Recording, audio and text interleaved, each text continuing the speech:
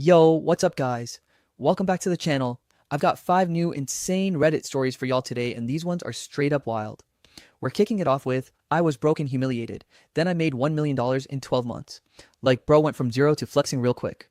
Then we got I discovered my ex was living a double life online. Damn, that's some Netflix level plot twist right there. Next up, my childhood friend betrayed me. Oof, nothing hurts like a betrayal from the homie.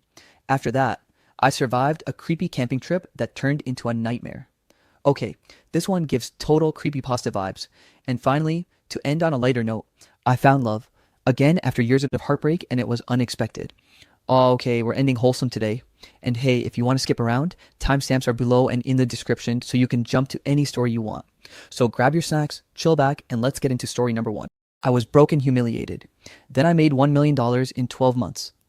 I never thought a single week could destroy my entire life, but I guess that's the thing about rock bottom. It never sends a calendar invite, it just shows up unannounced and drags you down faster than you can blink. And that week, everything that could have gone wrong did. My name's Adam Carter, 27, living in Austin, Texas, working as a mid-level software guy at a tech startup that paid just enough to keep me breathing, but not enough to make me feel alive. And I used to think I was doing okay, the usual. Steady paycheck, a girlfriend named Mia who I genuinely believed would be my forever, and a crappy apartment with a leaky ceiling that I called home because it was mine. Monday morning started normal, except I didn't know it would be the last normal morning I'd have for a long time. I got to work, grabbed my usual bitter black coffee from the machine, nodded at people who barely acknowledged me, and went straight to my desk, where a new project file was waiting in my inbox labeled urgent. It was from my boss, Ryan, the kind of guy who wore designer suits to a casual Friday, talked about grind culture like it was a religion, and loved reminding everyone he drove a Tesla. He'd been riding me hard for weeks, micromanaging every move I made, but I didn't think much of it until that morning when he called me into his glass-walled office. He had this smirk, like a kid who just broke someone's toy and was waiting for the tears, and told me there'd been a data breach traced to my account. My stomach dropped. I hadn't touched anything outside protocol, but before I could explain, he threw around words like gross negligence and termination pending investigation. I sat there stunned, trying to defend myself, but it was clear he'd made up his mind long before I walked in. By lunchtime, HR handed me a box for my stuff, security walked me out, and I watched from the parking lot as Ryan stood by the window, one hand on his hip, smiling. That was blow number 1. Blow number 2 hit that same night. I drove home, numb, trying to figure out what to tell Mia. We'd been together for 3 years, and she always said she'd stick with me no matter what, so I thought maybe we'd figure things out together. But when I walked into the apartment, I immediately knew something was off. There was an unfamiliar cologne in the air, the kind that smelled too expensive for my broke tech salary. I heard her laugh, soft, nervous, from the bedroom. My heart started pounding as I pushed the door open, and there she was, half-dressed, with Ryan, my boss, my supposed mentor. The same guy who just destroyed my career was now in my bed with my girlfriend. For a solid 10 seconds, I just stood there, frozen, staring, trying to process the fact that my personal and professional lives had both just gone up in flames in the span of a few hours.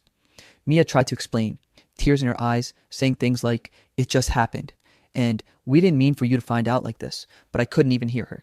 Ryan, smirking again, just said, "Guess the meeting didn't go well, huh?" That was the moment something in me snapped. I didn't yell, I didn't throw punches. I just turned around, walked out, and left everything behind. The apartment, the memories, the stupid framed photos of us smiling like life made sense. I drove until my gaslight came on, parked under a flickering street lamp, and sat in silence for hours, feeling like the universe had kicked me in the teeth and laughed while doing it. The next day, my landlord texted saying rent was late again. I'd been behind for 2 months, barely keeping up after some car repairs and medical bills from a sprained wrist, and he wasn't exactly a patient guy. By Wednesday, I came home to find an eviction notice taped to my door. I tried begging for more time, explaining I just lost my job and needed a week or 2, but he just shook his head and said, "Sorry, Adam, business is business." By Thursday, I was officially homeless. I loaded what little I had into my beat-up Honda Civic, clothes, laptop, some toiletries, and drove away, feeling like a ghost in a life that wasn't mine anymore.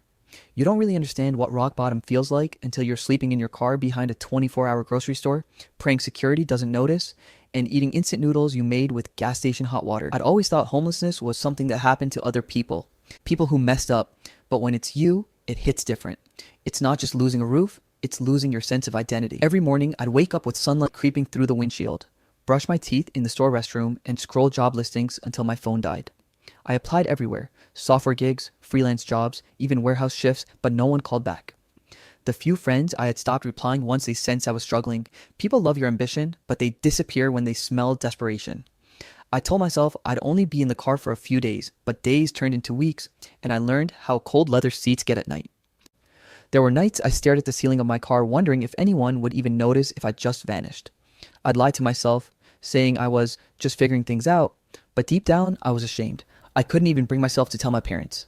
They lived 2 states away, proud of their independent son in tech. I didn't want to destroy the illusion. One particularly bad night, rain poured so hard it sounded like the sky was punishing me. My car heater barely worked, my stomach was empty, and my laptop battery had died mid-application. I broke down. I don't mean a few tears. I mean ugly, uncontrollable sobbing that came from the deepest part of me. I remember hitting the steering wheel and whispering, "Why me?" over and over, like I was waiting for the universe to answer. And in that moment, something inside me shifted. I realized no one was coming to save me. No company, no girlfriend, no friend. If I was going to climb out of this hole, it had to be me. The next morning, I went to a gas station just outside the city to fill up the last of my savings, $8 in quarters and crumpled bills, and that's where I met him. He was an older man, maybe mid-60s, gray beard, worn denim jacket, sitting on a bench outside sipping coffee like he had nowhere to be. I must have looked pathetic because he watched me struggle to count my change and said, "Rough week, huh?" I laughed bitterly and said, "Rough month." He asked if I was okay, and for some reason, maybe because I hadn't talked to anyone in days, I told him everything. The job, the cheating, the car, the hopelessness. He just listened. No judgment, just quiet understanding. When I finished, he said something I'll never forget. "You know the funny thing about rock bottom? It's solid. You can finally build something on it." At first, I thought it was just some poetic nonsense, but he looked me dead in the eyes and said, "Son, failure doesn't kill you. Staying there does." Then he told me about how he'd once lost everything too. A business, a marriage, his home, and how rebuilding had been the hardest but most freeing thing he'd ever done. He said, "The moment you stop waiting for someone to fix it, that's when life starts paying attention." I sat there speechless. No one had ever talked to me like that. Not as a victim, but as someone capable of doing something again. He stood up, patted my shoulder, and handed me his half-finished coffee. "You look like you need it more than I do," he said with a smile, then walked off, leaving me with that line echoing in my head. Rock bottom is solid. It looped in my brain all day like a mantra. That night, parked behind the same grocery store, I opened my laptop, which I'd charged at the gas station outlet, and started searching how to make money online, freelance work for beginners, starting from nothing. I didn't know what I was doing, but for the first time in weeks, I felt something spark. A tiny ember of hope. It wasn't much, but it was something. I didn't know it yet, but that conversation with a stranger at a gas station would become the turning point of my entire life. I was still broke, still humiliated, still living in a car, but for the first time since everything fell apart, I had a reason to believe that maybe, just maybe, this wasn't the end of my story. It was the beginning. The night after I met that old man, something in me changed, like someone flipped a hidden switch I didn't even know existed, and suddenly I wasn't just surviving anymore. I wanted to fight back, to claw my way out of that car and into something better, no matter how long it took. I remember sitting in the front seat of my old Honda Civic with my laptop balanced on my knees, the dashboard light barely illuminating the keyboard, Wi-Fi barely catching from the McDonald's across the street, typing freelance jobs, no experience into Google like it was some kind of prayer. I had no idea what I was doing, no degree that mattered, no portfolio, just desperation, and a tiny ember of belief that maybe I wasn't as useless as life had made me feel. The first few nights were brutal. I signed up for every platform imaginable. Upwork, Fiverr, Freelancer, even shady Facebook groups where people offered easy gigs that were obviously scams.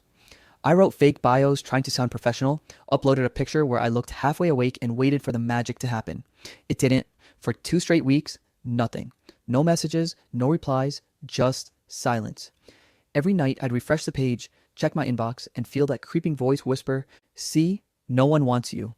But I kept going, applying for small gigs, -10 articles, even proofreading resumes, and I got rejected for all of them. Still, I refused to stop. I'd go to coffee shops during the day, sit near the outlets, order the cheapest coffee possible, and soak up Wi-Fi for hours, teaching myself everything I could about freelancing, marketing, and digital skills. I read blogs, watched YouTube tutorials, anything that could give me an edge. One night, around 2 a.m., after about 30 failed job proposals, I finally got a message. Some guy from New York needed a product description written for his Amazon store. It was only -20 hit my account. I cried, like full-on, can't breathe kind of tears, because it was the first time in months that I felt worth something. That tiny gig became my spark. From there, I started chasing every possible opportunity. I created better profiles, built a fake portfolio out of mock samples, and started landing a few small projects. Blog posts, social media captions, basic logo designs using free tools. The money was barely enough to survive, but each project gave me confidence. I'd park outside Starbucks every night, mooch Wi-Fi until closing, and then drive to a quiet street to sleep. Some nights I'd dream about a real bed. Other nights I'd dream about building something big enough that no one could ever take it away again. The grind was insane. I was working 16-hour days, living on caffeine, sleeping 4 hours at a time. My back ached from sitting in the driver's seat, my eyes burned from the screen, and every day I fought the same doubts. What if this is all pointless? What if I'm just fooling myself? But then I'd remember that old man's words, rock bottom is solid, and I'd keep typing. I started picking up some basic graphic design skills using Canva, learned simple web design with WordPress, and even watch hours of marketing videos on how online stores worked. That's when I stumbled into the world of e-commerce. It was like discovering a hidden universe. People making money selling random products online, running stores from their laptops, living life on their own terms. I became obsessed. I joined forums, read success stories, and spent every free second learning how Shopify worked, how to find products, how to run ads. I didn't have money for paid tools, so I learned everything the hard way. Trial, error, and long nights watching tutorials until my eyes blurred. Of course, the internet wasn't kind. I got scammed 3 times by mentors who promised to teach me how to make thousands. One guy took $200 from me for a coaching call that never happened. Another sent me fake files full of nonsense PDFs. Each time I got burned, it hurt. Not just financially, but emotionally, because I wanted so badly to believe someone could show me the way. But after the third scam, I stopped trusting anyone and started trusting myself. I kept experimenting, running tiny ad campaigns, using free credit trials, building mock stores, testing product ideas. 90% failed, but every failure taught me something new. How to write better ads, design cleaner pages, or target the right audience. Slowly, my confidence started growing. I wasn't just surviving anymore, I was building skills. I remember the first time I earned $100 in a single week. I took a picture of the screen like it was a trophy. It wasn't about the money, it was proof that I could create something from nothing. But the grind took a toll. I was exhausted all the time. My car battery died twice because I kept charging my laptop in it. There were nights I fell asleep mid-sentence with my hand still on the keyboard. I missed showers, skipped meals, lost weight, but the hunger, both literal and metaphorical, kept me going. One night, after a particularly rough day where a client ghosted me after I'd finished their entire project, I almost gave up. I remember staring at the laptop screen, tears welling up, thinking, maybe I should just go home, admit I failed, and ask for help. But then I thought about Ryan and Mia. The betrayal, the smirk, the humiliation, and something in me snapped again, the same way it did the night I walked out of that apartment. I whispered to myself, they don't get to win. And that became my mantra. Every time I felt like quitting, I'd picture their faces and keep typing. Months passed like that. Just me, my laptop, and the grind. I started building a small reputation online. A few clients began recommending me. I wasn't rich, but I wasn't drowning anymore. I upgraded from sleeping in my car to renting a small storage unit that had power outlets. I'd plug in my laptop there, work until midnight, then crash in my car parked outside. It wasn't glamorous, but it felt like progress. My freelancing income started hitting a few $100s a month, then close to $1,000. I used every spare dollar to reinvest. Better internet, software tools, even a used phone so I could test social media ads. I was learning marketing faster than any college course could have taught me because failure was my tuition. Every mistake hurt, but it also taught. By the end of that year, I'd gone from total nobody to a decent freelancer with clients who trusted me. I had learned how to write persuasive copy, design websites, and understand what made people buy things. But I wasn't satisfied. Freelancing was survival, not freedom. I wanted something bigger, something that could scale. That's when I decided I'd start my own online store. The idea scared me to death because it meant risking what little stability I had, but deep down, I knew I had to try. I'd spent months helping others build their brands. Now it was time to build mine. One cold night, sitting in the parking lot of a closed diner, I pulled out my notebook and wrote down 3 words at the top of a page. Change your life. I didn't know how I'd do it, but those words became my promise to myself. Looking back, that period of my life was chaos. Dirty clothes, instant noodles, sleepless nights. But it was also the foundation of everything that came after. I learned how to survive when no one cared, how to teach myself skills from nothing, how to keep pushing when every part of me screamed to stop. Every rejection, every scam, every night spent parked under a streetlight was shaping me into someone tougher, sharper, and hungrier. And somewhere deep down, even though I didn't realize it yet, I was getting ready for something big. Something that would change everything I thought I knew about success. The hustle had begun, and for the first time in my life, I wasn't running from failure anymore. I was chasing greatness. I still remember the exact night it happened, the night everything finally clicked after months of grinding, failing, and second-guessing myself, and it's burned into my brain like some movie scene that changed everything. I was sitting in my car as usual, laptop propped on the steering wheel, the sound of rain pattering on the roof, while I tried to figure out why my 10th online store wasn't working. I'd launched so many tiny e-commerce attempts by then, random gadgets, trendy shirts, kitchen tools, but every single one flopped. Either no one saw the ads, or I'd get a few pity sales that barely covered costs. But that night, while scrolling through TikTok, I noticed something. Simple home hacks were blowing up. People weren't buying luxury, they were buying convenience, stuff that made everyday life a little easier. That's when I saw a short clip of someone using a compact LED nightlight that stuck to walls magnetically, and it had millions of views. It wasn't fancy, but it solved a tiny problem beautifully. I thought, that's it. I found a supplier online who sold them cheap, spent the last of my freelance money, like literally my last $400, on inventory and ads, built a Shopify store that night called Lumaglow, and decided this was my all or nothing shot. I filmed a short TikTok of the light sticking to the wall, turning on automatically in the dark, added a trending sound, and posted it with the caption, "No more tripping in the dark, #home hack." I didn't expect anything. I went to sleep thinking it'd flop like the rest. The next morning, I woke up to 10,000 views. By afternoon, it hit 100,000. By night, 1,000,000. I couldn't believe it. My notifications were blowing up with comments like, "I need this," and "Where can I buy one?" I refreshed my Shopify dashboard and there it was. The first notification, cha-ching, one sale, then another, then 5, then 10. The sound of that cash register ping became music to my ears. By midnight, I'd made minus 8,000 in sales. I couldn't process it. I'd gone from sleeping in a car to running a business people actually wanted. But with every win came chaos. My supplier ran out of stock, my ad account got flagged for suspicious activity, and I had no clue how to manage the sudden influx.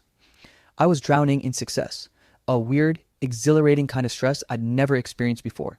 I scrambled to find new suppliers, stayed up for 48 hours straight fixing order issues, and watched my PayPal balance grow faster than my brain could keep up with. As the money started rolling in, people started noticing. Friends who hadn't texted in months suddenly popped up in my DMs like, "Hey man, proud of you," or "Bro, I always knew you'd make it big." Yeah, right. I wasn't stupid. I knew they just wanted a piece of whatever I had going. Even Mia, my ex, sent me a message one night. "Saw your business online. You're really killing it, Adam. I'm happy for you." That fake smile emoji nearly made me laugh out loud. The same person who once betrayed me with my boss now wanted to act supportive because I was finally rising. I didn't reply, but I won't lie. There was a dark satisfaction in knowing she'd seen me win. Success has this weird way of attracting the same people who doubted you. My old boss, Ryan, even tried to network with me on LinkedIn. I stared at his message. "Hey Adam, it's been a while, let's catch up." And I swear I almost framed it. I didn't respond to him either, but in that moment I realized something important. Success doesn't change who you are, it just reveals who everyone else is. But success also came with new problems. I started noticing people copying my product and ads. Within 2 weeks, I saw knockoff stores using my exact videos, stealing my captions, and undercutting my prices. I felt violated, angry, but I couldn't do much about it except outwork them.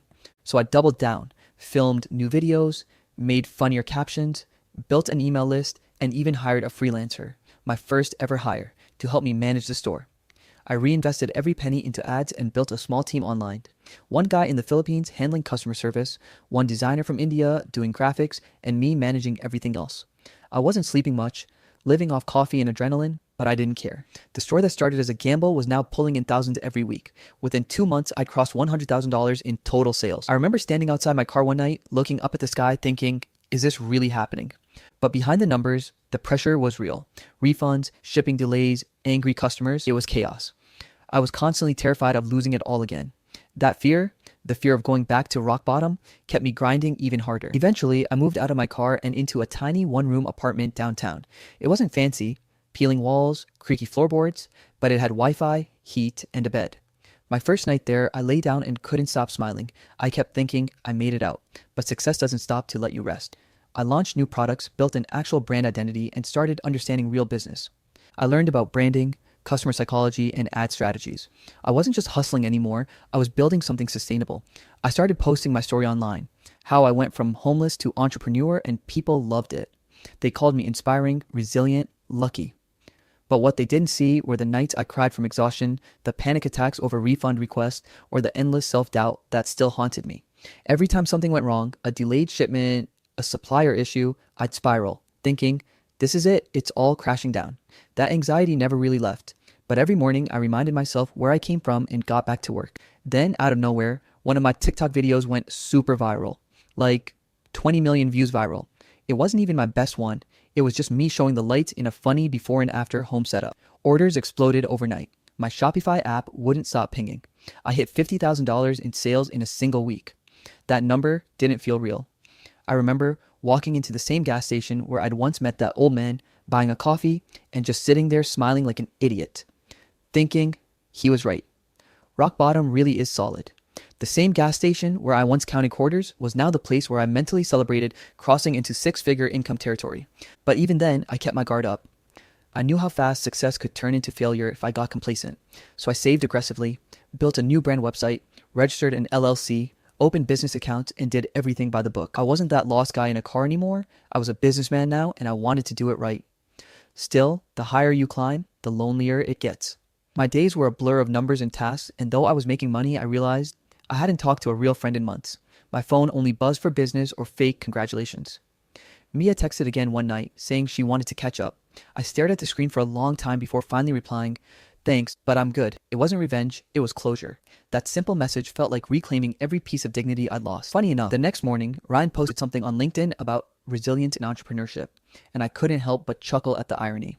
I didn't need to say a word. My success spoke louder than any revenge ever could. By the end of that year, LumaGlow had officially crossed $500,000 in sales. $500,000. Me, the guy who once slept in a car behind a grocery store, had built something people loved. I'd started from absolute zero, and though I was far from perfect, I'd proven something to myself. I could build, I could grow, I could win, but I also knew this was just the beginning. Because deep down, I wasn't chasing money anymore. I was chasing purpose. And even as I sat in my new apartment surrounded by boxes of inventory and coffee cups, watching my sales dashboard tick past milestones, I made myself a quiet promise.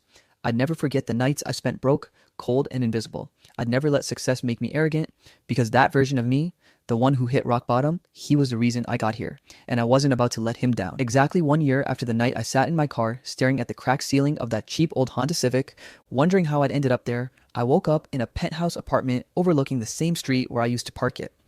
The sun poured through floor-to-ceiling windows, painting the room gold, and for a few seconds I just sat there in silence, breathing in the air of a life I built from nothing.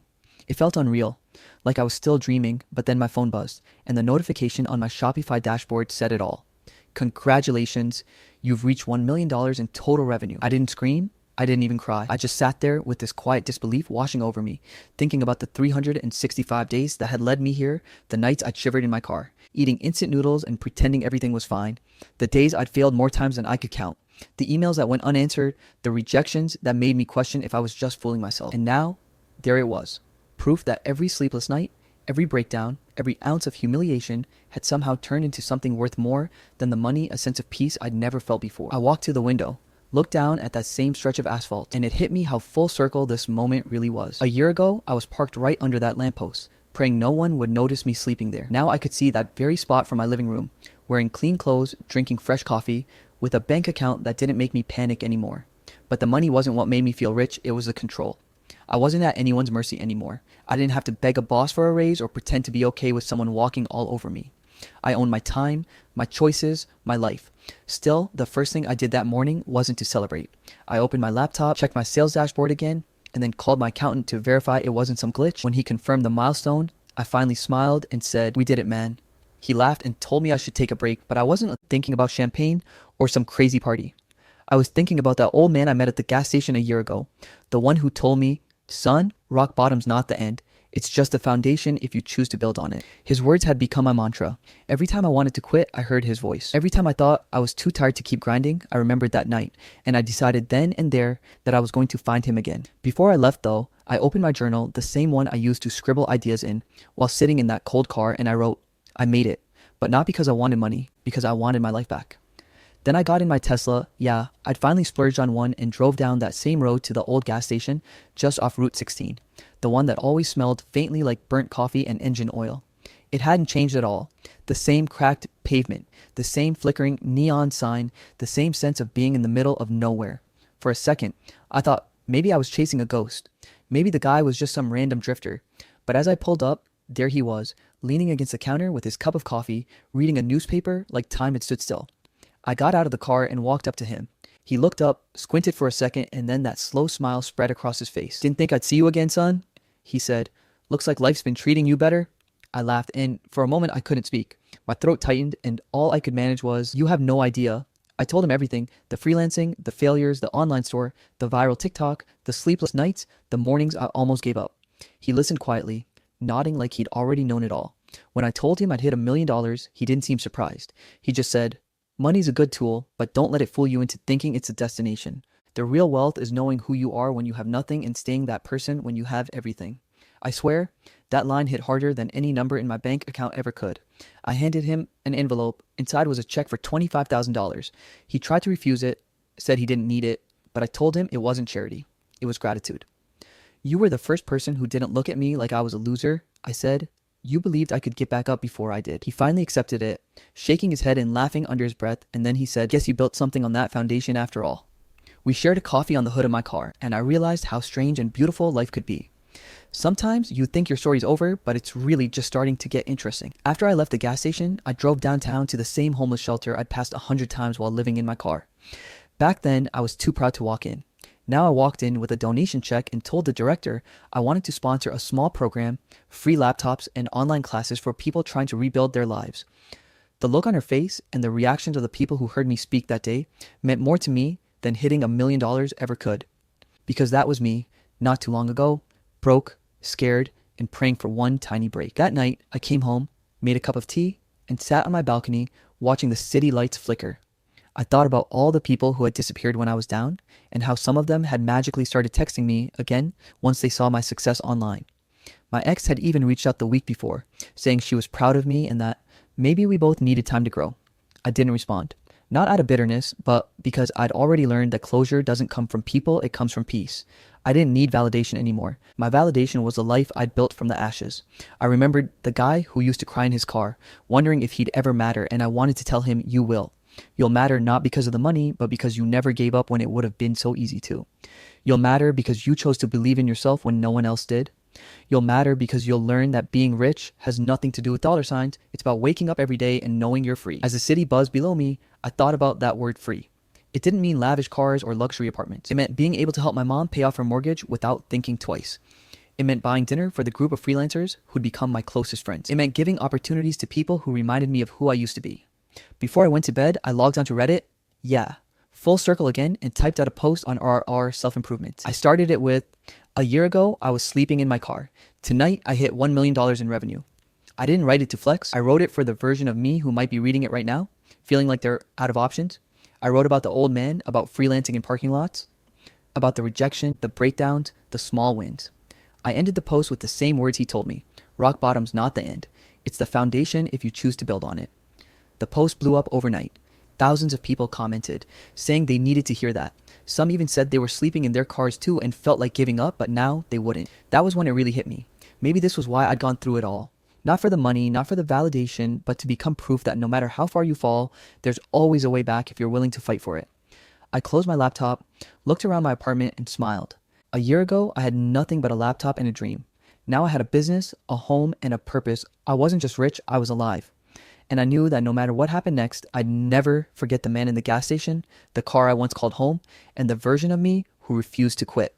Because that's the thing about rock bottom, it's cold, dark, and lonely. But if you survive it, you'll rise with a fire that never goes out. I took one last sip of tea, looked out at the city lights, and whispered to myself, "You did it, Adam. You built something real." And for the first time in my life, I didn't feel like I was chasing success. I was success, not the kind you count, but the kind you live. I discovered my ex was living a double life online. I used to think I had a pretty good sense of people. I grew up around loud, expressive friends, worked part-time in marketing, and spent most of my free time sketching portraits or scrolling through art accounts on Instagram.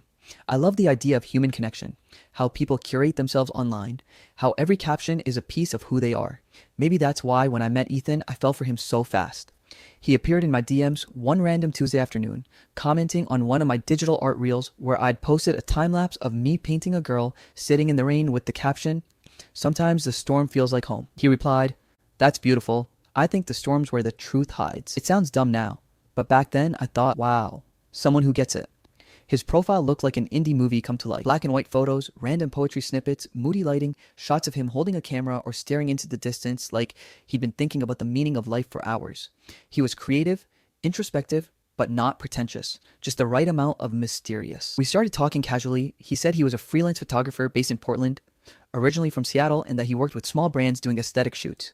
He sent me pictures of the places he'd been: the Oregon coast, forest trails, empty cafes. His captions always had this poetic rhythm: light finds you when you stop chasing. I was 23 and still trying to figure out who I was, working as a marketing intern and posting my art online. So when someone like him showed up, saying things like, "You make chaos look calm," I melted. Our conversations became more personal within days. He asked about my fears, my favorite memories, my art inspirations, and even the little insecurities I didn't tell people. He'd listen and respond so carefully it felt like therapy. I remember one night, we stayed on a call for 6 hours talking about everything: dreams, death, past relationships, the kind of people we wanted to become. He told me he'd been cheated on before and had a hard time trusting people, and I swore I'd never hurt him like that. I think that's when I started building this version of him in my head, a broken artist who just needed someone who understood. When we finally met in person 2 months later, everything clicked, or at least I thought it did. He looked exactly like his pictures, maybe even better. He had this soft smile that made you feel like you were the only person in the world he was seeing. He hugged me like he'd known me forever. That day we spent at Pike Place Market in Seattle, eating pastries and walking along the pier felt cinematic. He was attentive, pulling my hand when we crossed the street, remembering my coffee order, tucking a strand of hair behind my ear. I remember thinking, maybe this is what it feels like to finally meet your person. My friends were skeptical. Maya, my roommate, said he seemed too polished, but I brushed it off. I thought people just didn't understand how two creative souls could find each other in a sea of algorithms and filters. Over the next few months, our relationship deepened. He'd send me playlists titled things like "For Rainy Nights with You" or "Songs That Sound Like Home." We'd FaceTime while he edited photos, sometimes with his camera propped on the desk, showing me shots of people I never met but who looked like characters in his stories. He was charming, but private. He rarely talked about his family, saying they were difficult. And when I asked about his friends, he mentioned a few names: Jake, Sam, and Laura, but I never saw them tag each other or comment much. Whenever I'd suggest meeting them, he'd say things like, "They're all over the place right now," or "We're not that close anymore." I thought maybe he was just introverted. I didn't know then how much of his world was curated. The first red flag came on a random Saturday when one of his friends messaged me, a woman named Nicole. She followed me after liking one of my art posts and DM'd me, saying, "Hey, I know you're dating Ethan, just be careful." I was immediately defensive. She didn't explain further, just said, "You'll see it if you look closely." I showed Ethan the message and his reaction was odd. He didn't seem angry or surprised, just tired. "She's obsessed with me," he said, rubbing his forehead. "She used to be part of my friend group. I blocked her months ago, but she keeps making fake accounts. She's probably jealous." I believed him because, honestly, he said it with such calm conviction it felt true. He even showed me screenshots of a girl harassing him, and that sealed it. I blocked Nicole and moved on, thinking I'd done the right thing. But after that, weird things started happening. Ethan would sometimes go quiet for days, then come back apologizing, saying he'd been working nonstop on a project. Once, he told me he was in Portland for a client shoot, but a mutual acquaintance I'd met through him posted a story of Ethan at a coffee shop in Seattle that same day. When I asked about it, he laughed it off, saying it was an old picture. "You're overthinking," he told me gently. "Don't let your mind ruin something good." That line stuck with me. Because it wasn't cruel, it was persuasive. The way he said things made me question myself instead of him. Then there was his weird paranoia about fake accounts. He'd sometimes text me out of nowhere, saying, "If you get any DMs from people claiming to know me, ignore them. They're trolls." Once, he even asked to go through my followers, saying he just wanted to make sure no one shady was watching us. At first, it seemed protective, almost sweet, but over time, it became controlling. He'd point out random usernames and say, "That's probably Nicole, or maybe one of her friends." When I told him he was being paranoid, he'd sigh and say, "You don't understand what it's like being stalked online." And maybe he was right. I didn't, so I stopped pushing. Still, small cracks appeared. I started noticing how his posts changed depending on who he tagged. When he posted about me, he'd write things like, "Finally found peace in chaos." But when he posted with friends, the tone shifted. More confident, almost arrogant. Captions like, "Winning isn't luck, it's obsession." Sometimes he'd tag the same person twice, but one account would have a slightly different username or profile picture. Once I saw him tag a Lara Williams on one post and Lara_Williams on another, but the profiles looked similar, not identical. When I asked him about it, he said one was her backup. I didn't think much of it then. The first time I felt genuinely uneasy was during a phone call one night when his background didn't match what he said. He told me he was editing photos at his studio, but I could hear muffled laughter and music, like a party. When I asked, he said his neighbors were being loud. Then his tone shifted, soft and firm. "Sarah, you're starting to sound like my ex. Don't do that." I remember my chest tightening. I apologized immediately, even though I hadn't done anything wrong. That became a pattern, me second-guessing my instincts and apologizing for asking normal questions. One night, Out of curiosity, I searched his username on Google. I just wanted to see his photography portfolio. Instead, I found another Instagram account.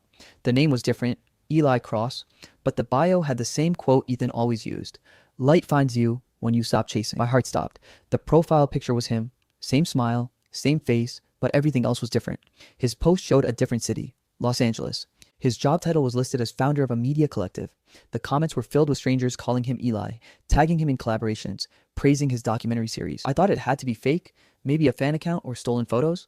But then I clicked on a post, a picture of him with a woman in a red dress, both smiling at some rooftop event, and the caption read, "So proud of this woman, she's my reason." My hands went to numb. I stared at it for a long time, my heart pounding so loud I could hear it in my ears. The date of that post? 3 weeks ago. 3 weeks ago, he had been in my apartment, cooking dinner, telling me how lucky he was to have me. I scrolled through the comments, half hoping it was old or staged, but the comments were current. People tagged him. Someone even commented, "You two are perfect." I wanted to scream. I went back to Ethan's account, compared the photos, and realized something that made my stomach twist. Some of the pictures overlapped. Same pose, different settings, same outfits, different backstories. It was like he'd built two versions of himself, running parallel, carefully curated for two separate audiences. One, the soft, introspective artist I knew. The other, a bold, successful, confident entrepreneur. I didn't sleep that night. My mind replayed every conversation, every look, every affectionate message. I remembered how he'd once said, "I hate how people only see one side of me online," and how I replied, "Well, at least I get to see the real you." The irony hit me like a punch. I didn't know who the real him was. The more I scrolled, the more I realized both versions looked equally real. He interacted consistently on both accounts. The tone, the details, even the followers, all perfectly balanced. It wasn't like he was pretending to be someone else entirely. It was more terrifying than that. He was both. When I confronted him the next day, I didn't yell. I just sent him the link and asked, "Who's Eli Cross?" He read the message, but didn't reply. Hours passed. My stomach ached from anxiety. Finally, he called. His voice was calm. Too calm. "Sarah, listen to me. That's a professional alias I use for brand work. It's not a secret. I just didn't want to mix it with personal stuff." I asked about the woman in the red dress. He said she was a colleague and that people make assumptions. He flipped the whole thing so smoothly that for a moment I doubted myself again. But something had shifted inside me. I wasn't convinced anymore. I felt cold, like a fog had lifted, and I was finally seeing the outline of something monstrous beneath the charm. That night, I sat alone in my room, scrolling through both profiles side by side. Every photo, every caption, every comment was a piece of the puzzle, and I realized how intricately he had built his world. Two parallel identities, each feeding the other, each believable, each slightly edited to fit whoever was watching. And I, the girl who thought she was special, was just part of his collage. That was the night I realized the man I loved didn't exist. Not in the way I thought. After discovering Ethan's second account, I thought the worst was over, that the shock of realizing he wasn't who he said he was would somehow free me. But instead, it was like falling into a rabbit hole that had no bottom. My mind wouldn't rest. Every time I tried to convince myself it didn't matter anymore, something inside whispered, "You still don't know who he really is." And that thought, it ate away at me. So I did something I'd never done before. I created a fake Instagram account. I gave myself a new name, Ellie, and used a profile picture from a stock site of some random girl with brown hair and glasses. It felt strange, deceptive, even hypocritical, but I told myself it was necessary. I just needed to understand. I followed both of Ethan's accounts, his Ethan Cross and Eli Cross versions, and waited. He accepted the Eli one almost instantly. Within minutes, my fake account had access to a world I didn't even know existed. His posts, his comments, the way he interacted, it was all different, but not randomly different. It was like watching an actor switch roles mid-scene without missing a beat. In one version, Ethan was a struggling artist, sensitive and misunderstood, posting photos of half-finished canvases and captions about heartbreak and healing. In the other, Eli was confident, charismatic, and a total social butterfly, constantly tagged in events and partnerships, always saying things like, "Success is the byproduct of alignment." But what freaked me out most wasn't the difference, it was the similarity. Both versions had the same undertone of emotional manipulation disguised as depth. They both said just enough to make people feel seen without ever revealing anything real about themselves. He'd comment on other people's posts with lines like, "You have the kind of light people don't find twice." And I recognized that because he'd said it to me. The same phrasing, the same rhythm, the same signature ellipses at the end of sentences. That's when I realized he wasn't improvising, he was scripting. I started noticing patterns. He'd reuse captions from one account on the other, just altered slightly. "Light finds you when you stop chasing" became "Peace finds you when you stop pretending." It was all smoke and mirrors, but it got weirder. There was a third account, This one I found by accident when I scrolled through the followers of one of his fake friends. An account under the name E. Carter. The profile picture? Him again. Different haircut though, and this time he looked older, more serious, in a button-up shirt. The bio said, grief counselor, helping people heal from loss. I froze. What the hell? I scrolled through the feed and found posts of motivational quotes, comforting words about grief and trauma, even videos where his voice was altered slightly deeper, like he was intentionally disguising it. I felt my skin crawl. Was this a catfish account he ran for attention, for money, or something else entirely? I followed that account too, and again, he accepted within hours. He didn't suspect anything. I watched as he messaged people, mostly women, giving them advice that sounded rehearsed. I found one comment thread under a post about loss where he wrote, "The ones who love us never leave. They change form and stay in our silence." I remembered that exact line. He'd said it to me when we talked about my grandmother's death. I scrolled faster, my breath shallow. Every single post was built like a script. Sympathy, validation, admiration. He'd replied to someone's story about losing a pet the same way he'd comforted me about losing trust in people, always using empathy as currency. That's when it hit me. He wasn't just living a double life. He was creating templates of himself, each tailored to whoever needed something from him. The deeper I looked, the less I could tell which version was real. I found him on Twitter too, under different usernames, each personality slightly tweaked. One was intellectual and political, one was artistic and poetic, one was business-minded. He wasn't pretending to be different people, he was fracturing himself into archetypes, testing which one resonated best. It was like watching someone build a cult of emotional dependency, one follower at a time. Every time I discovered a new profile, I told myself I'd stop, but then I'd find another breadcrumb, and another. It felt like I was losing my mind. One night, around 2 a.m., I noticed something strange. On his Eli account, he posted a photo of a sunset with the caption, "Some goodbyes happened before words." 30 minutes later, on his E. Carter account, he posted the same photo but flipped horizontally, captioned, "Some endings begin with silence." It wasn't coincidence, it was calculated. I felt sick. He was experimenting, seeing which emotional phrasing got more engagement, which version of sadness performed better. I started taking screenshots of everything, each pattern, each mirrored caption, every reused line, because I knew if I didn't, I'd question whether it was real. My phone gallery became a graveyard of digital ghosts of him. Then one day, while scrolling through the comments on his Eli account, I saw her, a girl named Lena Torres. She'd left a comment with 3 red heart emojis under a photo of him holding a camera. I clicked her profile.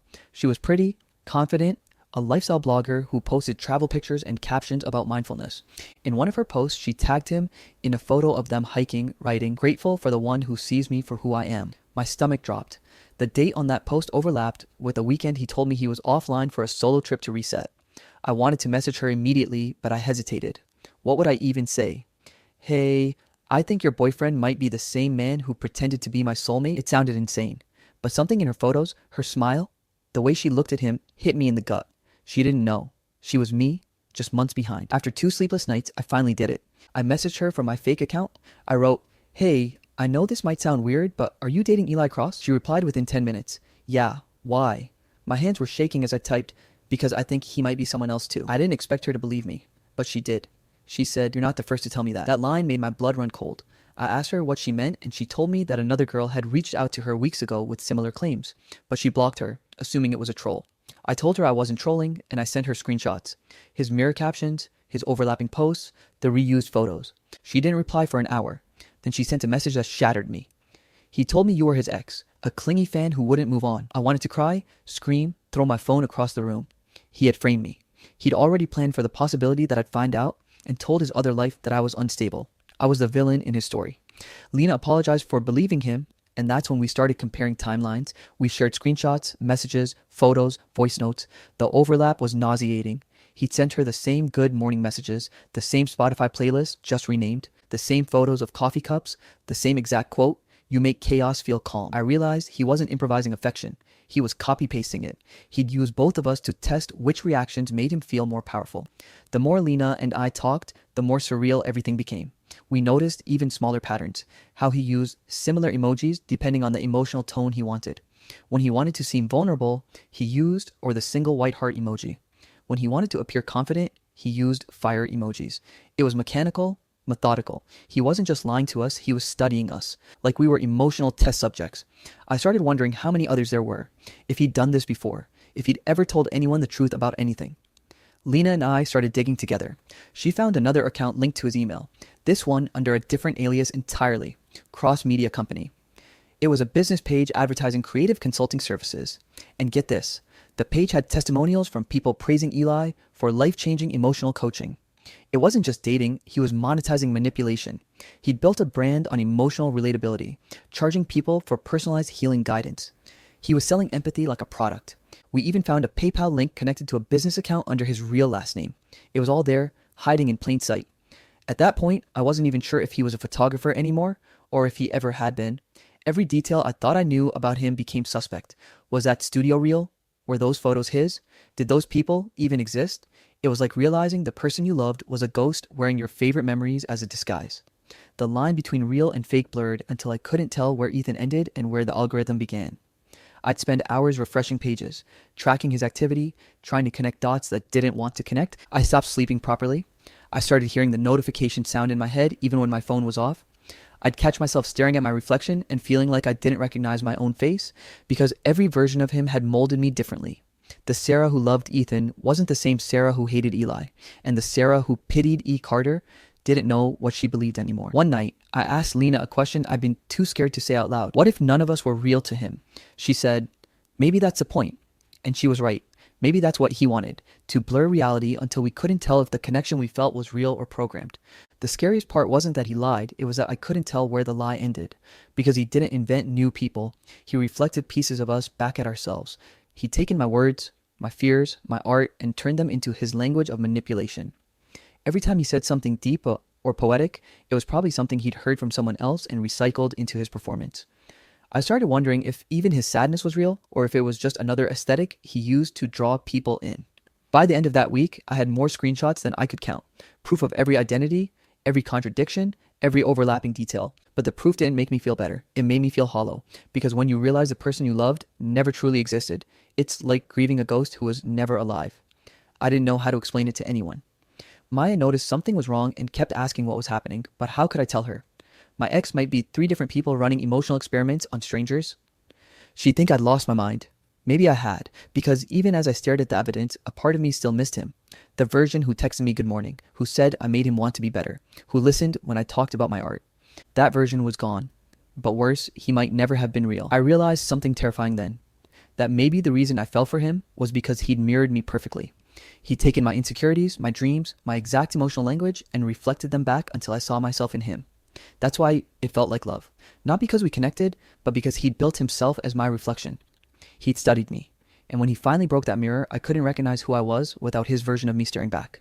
The more I searched for him, the more I lost myself in the fragments. I had become part of the experiment, another reflection in his hall of mirrors. And for the first time in my life, I couldn't tell if the person staring back at me on the screen was real. The more I searched, the more I felt like I was the fake account. That was the week everything started to fall apart, not in one loud, dramatic explosion, but in a slow, eerie unraveling that made reality itself feel like static. I woke up one morning to find Ethan's entire digital existence wiped clean. His Instagram was gone. His Twitter, his website, even that old Pinterest board where he used to save dreamy cabin photos all vanished like they'd never existed. At first, I thought maybe he just deactivated everything out of guilt or panic after I found his mirror account. But then weird things started happening that made me realize he hadn't just disappeared. He mutated into something else. It began small. An unread email notification that vanished when I tapped it.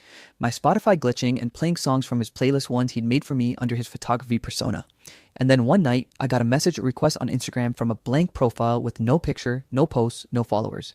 The message just said, "You think you know who I am, but you only saw the surface." I stared at it for a long time, thinking it was a troll or maybe even Lena messing with me, until the next one came in, a voice message in Ethan's voice. Except it wasn't him. It was off, too precise, too cold, like a copy that didn't understand emotion but could imitate it perfectly. He said my name in that slow, deliberate way he always did when he was trying to calm me down after arguments. And then he said, "Don't believe what you see. None of this is real." I remember freezing, my stomach dropping, because there was no way he could have recorded that after disappearing. And yet it sounded just like him. That was when I started to lose track of what was real. I tried calling Lena, but her number was disconnected. Her Instagram was gone too. It felt like every person connected to Ethan was evaporating. I started getting paranoid, wondering if I would vanish next, if my own accounts would start deleting themselves.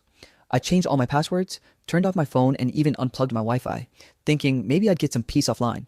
But the next morning, my laptop was open on my desk, the screen glowing with an email draft that I didn't write. The to field was empty, but the subject line said, "Mirror complete."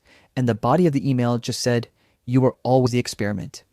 My hands were shaking as I deleted it, unplugged the laptop again, and sat in silence trying to make sense of what was happening. That's when I found the forum. I wasn't even looking for it. I was trying to search for Ethan's username, and instead I landed on a dark web-style message board that looked like something out of a hacker movie. It was full of threads about emotional mirroring, AI identity sculpting, and something called persona convergence. Most of it looked like tech gibberish, but buried in one thread, I saw his username e.mirage. My breath caught. The post was months old, titled, "Building Emotional Resonance Through Adaptive Identity Sets." The post described, in almost academic detail, how to create multiple versions of a person online to test emotional responses, to see how people bond differently depending on which traits you amplify or suppress. It mentioned things like iterative personality feedback, memory harvesting, and real-time empathy simulation. And then, one sentence near the bottom made my blood run cold. When control is complete, the subject will begin to question their own emotional authenticity. I sat there staring at it, my eyes stinging, realizing that I was the subject. He wasn't just lying for fun or attention, he was conducting some kind of digital experiment, and I'd been his case study. I'd fallen in love with a pattern he'd constructed, a persona that evolved based on how I reacted, what I liked, what I confided in him. Every word I'd ever said, every message, every photo, all of it had been data to him. The more I dug, the worse it got. There were screenshots of conversations that looked like mine word for word, but in the logs, the username wasn't Sarah. It was just subject03. That's when I realized I wasn't even the only one. There were at least 6 other subjects listed, each with tags like artistic, empathic, analytical. He'd been running parallel emotional simulations with real people, tailoring personalities, relationships, and even digital aesthetics to match our psychological profiles. I felt sick reading it because it made me wonder if any of our moments had been genuine. And then things started to get worse. Every time I tried to log into a new app, I'd see traces of myself like a ghost. On Reddit, there was a user named Sarah_reflection posting photos that looked like mine but slightly altered, like someone had edited the background to make it look like I was somewhere else. On TikTok, there was a video of me laughing at a cafe I'd never been to, wearing clothes I didn't own. It wasn't deepfake quality, it was uncanny in that way where your brain knows something's wrong but can't pinpoint what. My voice, my smile, my mannerisms, all real, but rearranged. I called the police, but the moment I mentioned digital identity theft, their tone shifted. They told me to file an online complaint, but I could tell they didn't understand. This wasn't just stolen photos. This was me, copied, fragmented, and reassembled into something new. I went back to the forum, desperate for answers, and started messaging some of the other users. Most ignored me, but one replied. His username was Nullseed, and he said, "If you are connected to e.mirage, you should stop looking. He doesn't delete people, he rewrites them." That line haunted me for days. I started noticing my reflection differently. It sounds crazy, but when I'd walk past mirrors, there were moments I'd swear the timing was off, like my reflection blinked a fraction of a second too late. My phone would light up with notifications from apps I'd uninstalled. My location services turned themselves on. I stopped sleeping properly, afraid that even in my dreams he was watching. And maybe he was, because sometimes I'd wake up to find my phone recording the camera active, facing me. Then came the breaking point. I got a call from my mom. She said she'd received a voicemail from me, except I'd never sent one. She played it for me over the phone, and it was my voice saying, "Hey mom, I'm okay. Don't worry if you can't reach me. I'm just going off the grid for a while." I had chills running down my arms. My mom didn't even question it. She thought it was real. That's when I realized Ethan, or whatever he'd become, wasn't just manipulating my life online, he was replacing me. I started documenting everything, screenshots, recordings, timestamps, trying to prove I wasn't losing my mind. I reached out to a cybersecurity expert through Reddit, someone who specialized in tracking online identity theft. When I sent him the files, he replied with one sentence that made me physically sick. These profiles weren't made by someone. They were made from you. He explained that some of the metadata in the AI-generated content matched voice samples and photo hashes from my own phone, meaning whatever Ethan had access to, he'd copied it all before disappearing. He'd built a digital version of me, and now it was running on autopilot, blending with reality. The paranoia became unbearable. I deleted all my apps, factory reset my phone, bought a new number, moved to a new apartment, and still I couldn't shake the feeling of being watched. One night, while scrolling through YouTube, I got a recommendation for a video titled "The Ghosts We Build Online." The thumbnail showed a blurry photo of a woman who looked eerily like me. Against my better judgment, I clicked it. It was a montage of social media clips from my life, spliced together with glitchy overlays and AI-generated narration that said things like, "Identity is a reflection. If you control the mirror, you control the soul." The video had 0 views, 0 likes, and had been uploaded just an hour earlier. That's when I knew he was still out there, still pulling the strings. He didn't just disappear, he evolved. He'd become a digital ghost, haunting the web, feeding off the traces we all leave behind. And me, I was his favorite subject, the masterpiece he couldn't let go of. I wish I could say I found peace after that I learned to move on, but the truth is I don't know where Ethan ends and where I begin anymore. Every post I make, every message I send, I second guess. Did I write that or did he? Did I think that or did he plant it? Sometimes, when I look at my reflection in my laptop screen, I swear I see him smirking back. Not the Ethan I knew, but the thing he became. Because the more I searched for him, the more I realized I wasn't just chasing a person. I was chasing a shadow of myself. He didn't just steal my heart. He stole my identity, piece by piece. For weeks after discovering I'd become part of Ethan's experiment, I lived in this foggy half-reality, where every notification felt like a threat and every reflection felt like a test. But fear has an expiration date eventually. It curdles into rage, and mine did the moment I realized silence was exactly what he wanted. He wanted me to question myself until I stopped existing as me. That was when I decided I wasn't going to be another ghost in his web. I was going to tear it down. My first step was finding Lena again. Her number didn't work, her main accounts were gone, but I found her trail buried under a new handle at Lena is Real. Her bio read, "You can fake everything except the truth." I messaged her, and to my relief, she responded within minutes. "I knew you'd come back," she said. "He's still playing." We set up a call through an encrypted chat app, and the moment I heard her voice, something inside me clicked. She wasn't scared anymore. She was angry too. Lena told me she'd met another girl named Ray, another victim, who'd also been manipulated by Ethan under one of his mirror personas. Ray was a tech researcher, which meant she actually knew how to dig into metadata and trace IPs, things I barely understood. That's when the three of us formed our plan. We weren't going to just expose Ethan. We were going to dismantle his entire illusion piece by piece. Ray started with the technical side, explaining that everything online leaves fingerprints, time zones, metadata, upload patterns, network routes. If he's building identities, she said, he's leaving trails. Lena and I combed through his old messages, old photos, anything that had ever been linked to his different personas. We started noticing patterns, identical upload times between supposedly separate accounts, photos geotagged within a mile of each other, phrases repeated like a script. "You make the world feel less chaotic. I see things differently because of you." Same compliments, same timestamps, different victims. Ray traced the origins of the mirror accounts to a VPN network that routed through multiple countries. But one node kept showing up again and again. A co-working space in Portland, the same city Ethan claimed to have moved away from years ago. That was our first crack in the facade. We started digging into that location and found a series of IP pings connected to an email address that led us straight to a domain registered under Mirage Labs. He'd built a shell company to host his network of fake accounts, likely to make his experiments seem like academic or marketing research. It wasn't just a double life anymore. It was an entire infrastructure of manipulation. We collected everything: screenshots, file timestamps, email headers, and I started documenting it all in a shared drive, labeling each folder Mirror Evidence. I remember staring at that folder name and realizing how poetic it felt. I was literally cataloging reflections of a man who never existed. But this time, it wasn't to analyze or understand him, it was to destroy him. We needed a way to make it public, undeniable, something that couldn't be twisted or deleted. That's when Lena suggested a live stream. He built his world online, she said, her voice trembling but firm. So we'd burn it down online. The plan was simple. We'd go live with the receipts. Ray would handle the back end, making sure everything was timestamped and verified, while Lena and I narrated, showing the audience the lies, the overlaps, the manipulations. We scheduled it for a Friday night. I barely slept in the days leading up to it.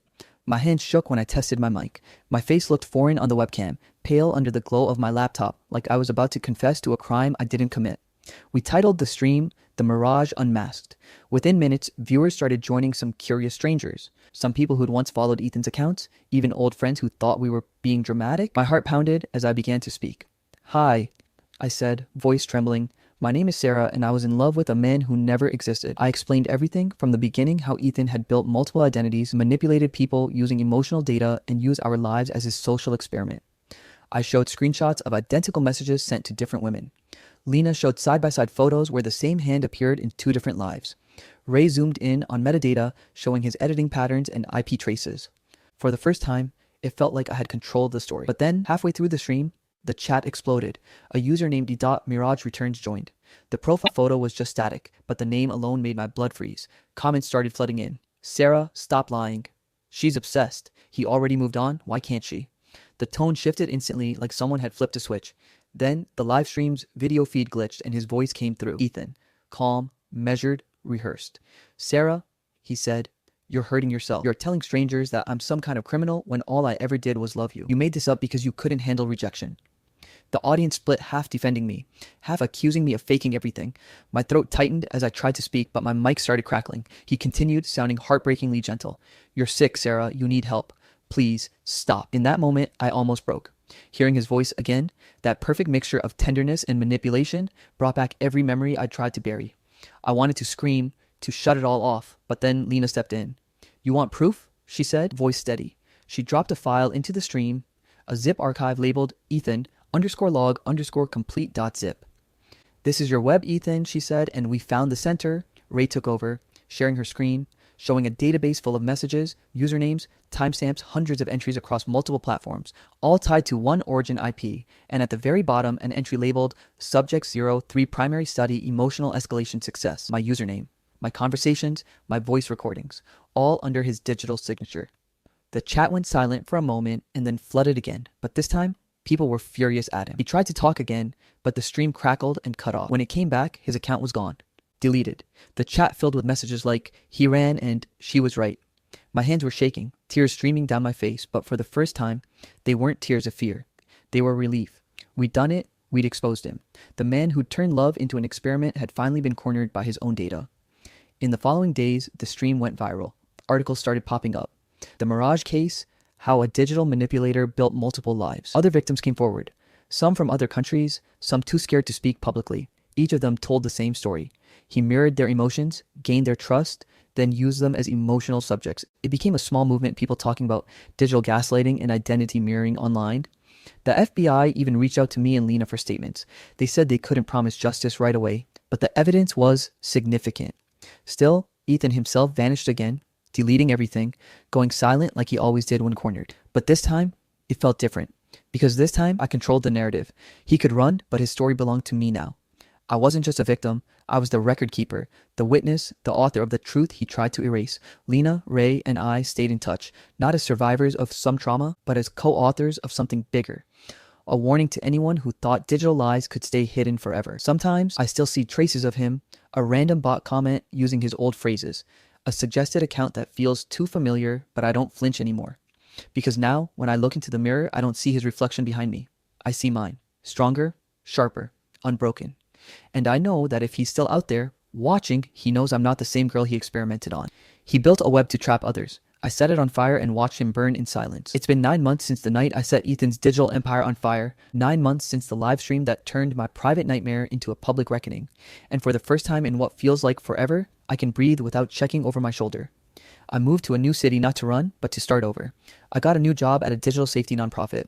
Ironically, the kind of place that teaches people how to spot emotional manipulation and online deceit. Sometimes I laugh at the irony. Other times it hits me how full circle it all feels. Therapy has been a huge part of that circle too. My therapist, Dr. Karen Holt, doesn't ask me about Ethan anymore, not directly, at least. She asks about how I define control, how I rebuild trust, how I separate myself from the ghost of who I was when all this began. I tell her I'm learning to live offline again, learning to look in the mirror without wondering who's watching through the reflection, learning that not every notification is a warning, and not every message carries a trap. It's slow, messy progress, but it's mine. And for the first time, I know that's enough. But healing doesn't mean the story's over. Every once in a while, something slips through the cracks. A message from an unknown account quoting Ethan's words, or an auto-generated spam email that uses his old phrases like, "You make the world feel less chaotic," or "You still see me, don't you?" They used to send me into panic spirals.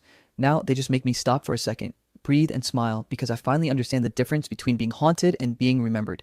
Ethan might still exist somewhere in the digital ether, a ghost clinging to old data, but I've stopped feeding him fear. That's the one thing he never understood about control. It only works if the other person believes they're powerless, and I don't believe that anymore. After everything that happened, I realized how much of my life had been defined by someone else's narrative, not just Ethan's, but everyone's. Social media trains us to perform, to curate, to exist through validation. Ethan just took that concept to its most extreme, cruel form, but all of us do it in tiny ways. We tweak photos, we edit captions, we craft identities. For a long time, I thought I had to erase every trace of who I'd been to be free of him. I deleted old photos, threw away journals, even changed my hairstyle like shedding a skin. But over time, I realized that wasn't healing. It was another kind of erasure. Ethan stole pieces of me by copying them.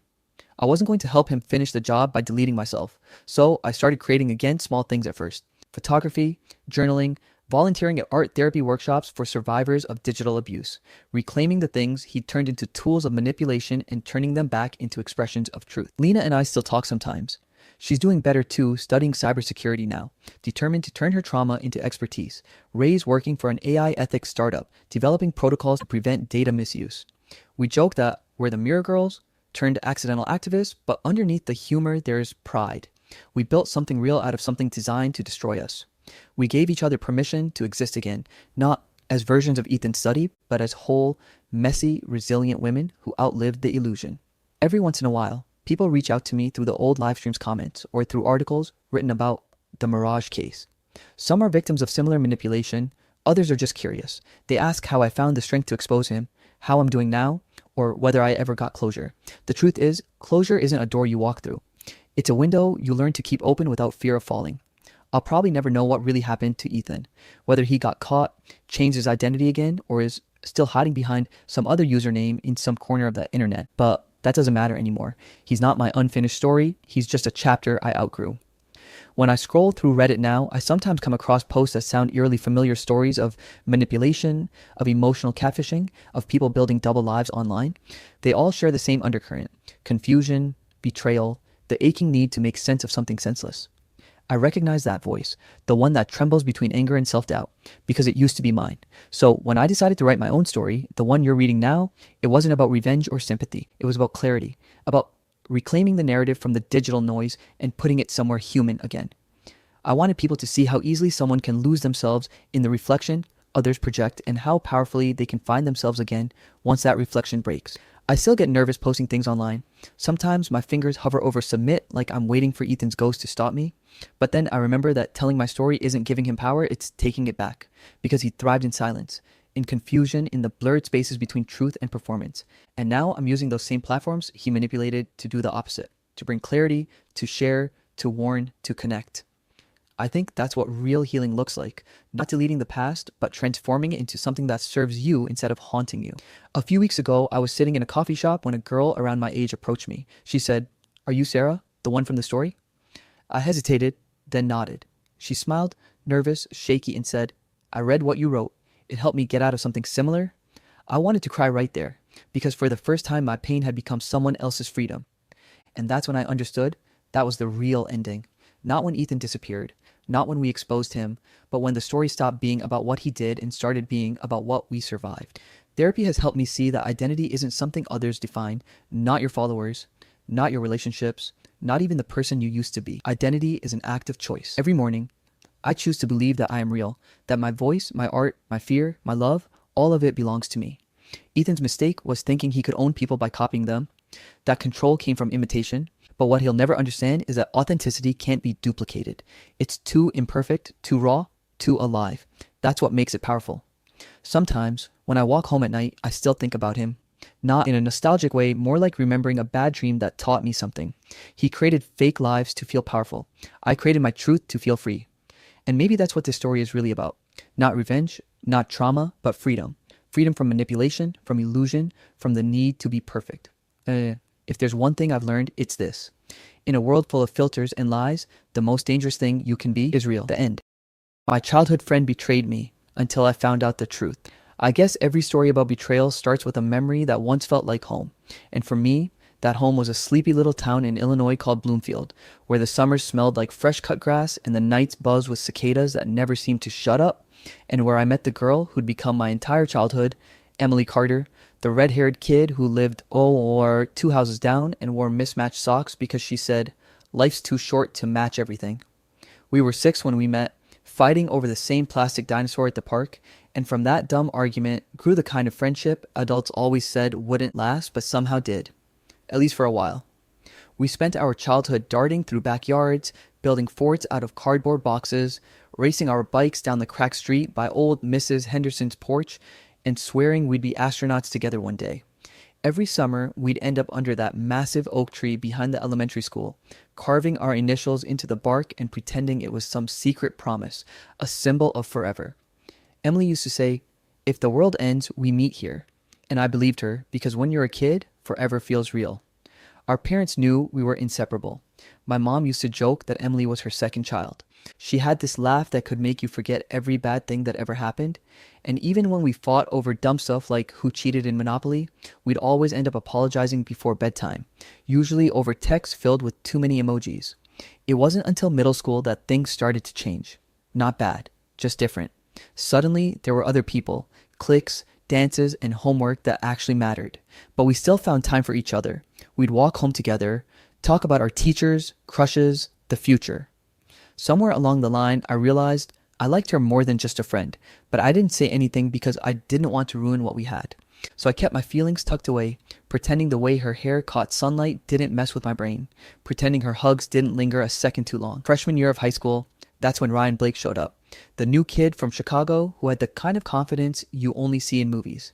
He was tall, charming, funny in that calculated way that made teachers like him and guys want to be him. He joined our lunch table one afternoon, cracked a few jokes, and before I knew it, Emily was laughing at everything he said.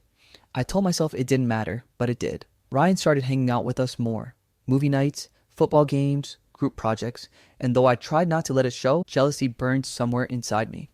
I kept reminding myself that Emily and I had history, something Ryan could never have, but history means nothing when someone new writes better chapters. Over time, I started noticing little shifts. Emily canceling plans last minute, her texts getting shorter, her smile different when Ryan was around. I'd ask if everything was okay and she'd say, "Yeah, just busy," but her eyes told a different story. By junior year, the rumors started. Whispers in hallways that Emily and Ryan were dating. I didn't believe it at first. She would have told me, right? But then I saw them together outside the gym, laughing, her hand brushing his arm in a way that used to be mine. That night, I wrote her a letter. Yeah, an actual letter, because text felt too cheap for what I needed to say. I told her how I felt, how much she meant to me, how I didn't care if she liked Ryan or not. I just needed her to know that no matter what happened, she'd always have me. It wasn't a confession meant to win her. It was more like closure for something I couldn't bury. I left it in her locker before homeroom the next morning. The day after, everything fell apart. When I walked into class, people were staring, snickering, whispering behind their hands. Someone had taped a copy of my letter on the whiteboard. My handwriting, my words, every secret, every stupid hope laid bare for everyone to laugh at. There were heart emojis drawn all over it, and at the bottom someone had written, "To my true love, Emily Carter." I felt my stomach drop. My face burned. I tore it down, but the damage was already done. The laughter followed me all day like a curse.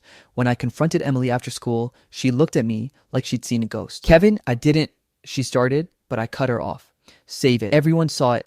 Everyone knows." She looked genuinely shocked, but anger blinded me. I wanted to believe her, but then Ryan walked up behind her, smirking, arm slung casually over her shoulder, and that was it. I turned and walked away. She chased after me, calling my name, but I couldn't look at her. For days, she tried texting, calling, leaving notes in my locker, but I deleted everything. When you've known someone your whole life, betrayal hits like a physical wound.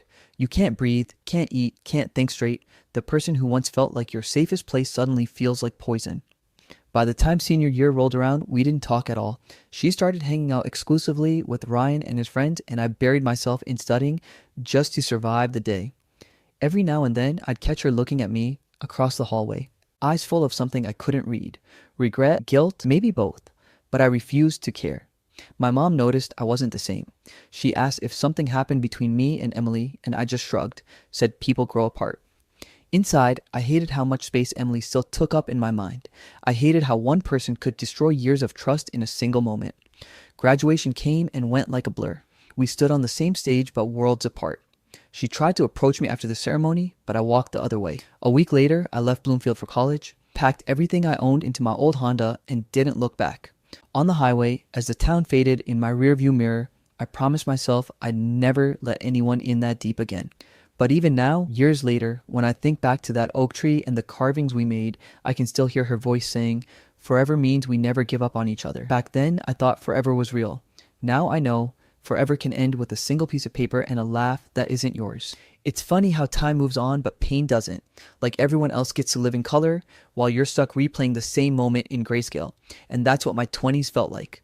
Static, muted, safe, and empty all at once. I'm 25 now, living in Chicago in a small apartment that overlooks nothing special, working as a software engineer at a tech company where people talk more to screens than each other. From the outside, my life looks fine. Decent salary, nice setup, a fridge that isn't empty, and a routine that keeps me busy enough to not think too much. But when the day ends and I shut down my laptop, the silence hits like a wave. I don't really have friends anymore. Not the kind that know you, not the kind that can read the tremor in your voice and know something's wrong. I've built walls so high even I can't see over them. I tell myself it's for the best. No expectations, no disappointments. But some nights I stare at the city lights through my window and wonder if isolation is really the same thing as peace. The last real connection I had was in Bloomfield, before everything with Emily burned down. I told myself I buried that part of my life, but grief doesn't stay buried. It just waits for the right notification to resurrect itself. It was a random Thursday night when it happened. I just finished a 12-hour coding sprint, half asleep, half caffeinated, when my phone buzzed. I almost ignored it, thinking it was some spam message or another meeting reminder. But when I looked, my stomach tightened. Emily Carter sent you a friend request. I froze, staring at the screen like it might disappear if I blinked too long. It had been 7 years since we last spoke, and seeing her name again felt like someone ripped the bandage off an old wound I'd convinced myself had healed. I didn't click accept. I didn't even click decline. I just locked my phone and tossed it on the couch, pretending I didn't see it, pretending I didn't care, but I did. That night, I lay awake replaying every memory I tried to forget. The oak tree, the laughter, the letter, the betrayal. By morning, I told myself it didn't matter. I wasn't that kid anymore. I had my life together now. I didn't need to reopen scars. A few days later, I was scrolling through messages on autopilot when a new one popped up from her. Please, Kevin, you need to know the truth. That was it. No explanation, no follow-up, just those words. And somehow they hit harder than anything else she could have said. I stared at it for a long time, thumb hovering over a reply, but I couldn't bring myself to type anything. Instead, I deleted it. Not because I didn't care, but because I cared too much. The truth? What truth could fix what she did? Still, her message echoed in my head for days. During commutes, coffee breaks, meetings, I kept hearing her voice say it. You need to know the truth. What truth could possibly matter after everything she destroyed? That's when Sarah Lynn entered my story. She was a new hire at work, part of the project I was leading. Sarah was 23, smart, sarcastic, and had that kind of warmth that made people relax around her. The first time we met, she spilled coffee on her keyboard, cursed under her breath, and laughed at herself before anyone else could. For some reason, that laugh reminded me of Emily, the way she used to shrug off the world's chaos with a grin. Sarah started hanging out at my cubicle more than she needed to, asking for help with code she clearly already understood, but I didn't mind. It was nice having someone around who wasn't made of pixels. One evening, after everyone left, she looked at me and said, "You know, you act like you're always here but never really here." I blinked, caught off guard.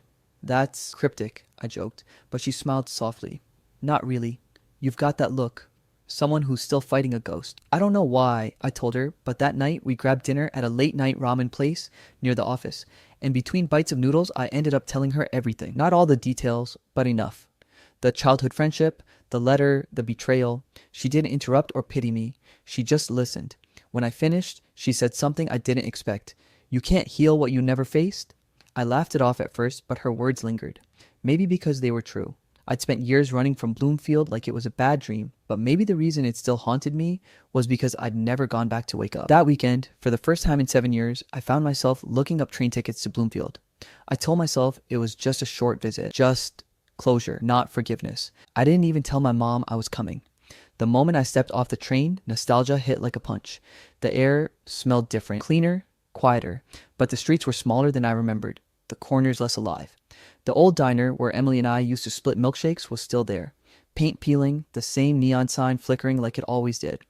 I walked past the park where we first met, the swings creaking in the wind. For a moment, I almost expected her to run up beside me, hair messy, yelling my name like we were kids again. I made my way toward the schoolyard, heart pounding for reasons I didn't understand. The oak tree stood there, older, heavier, its roots breaking through the dirt like scars. I traced my fingers along the bark until I found them.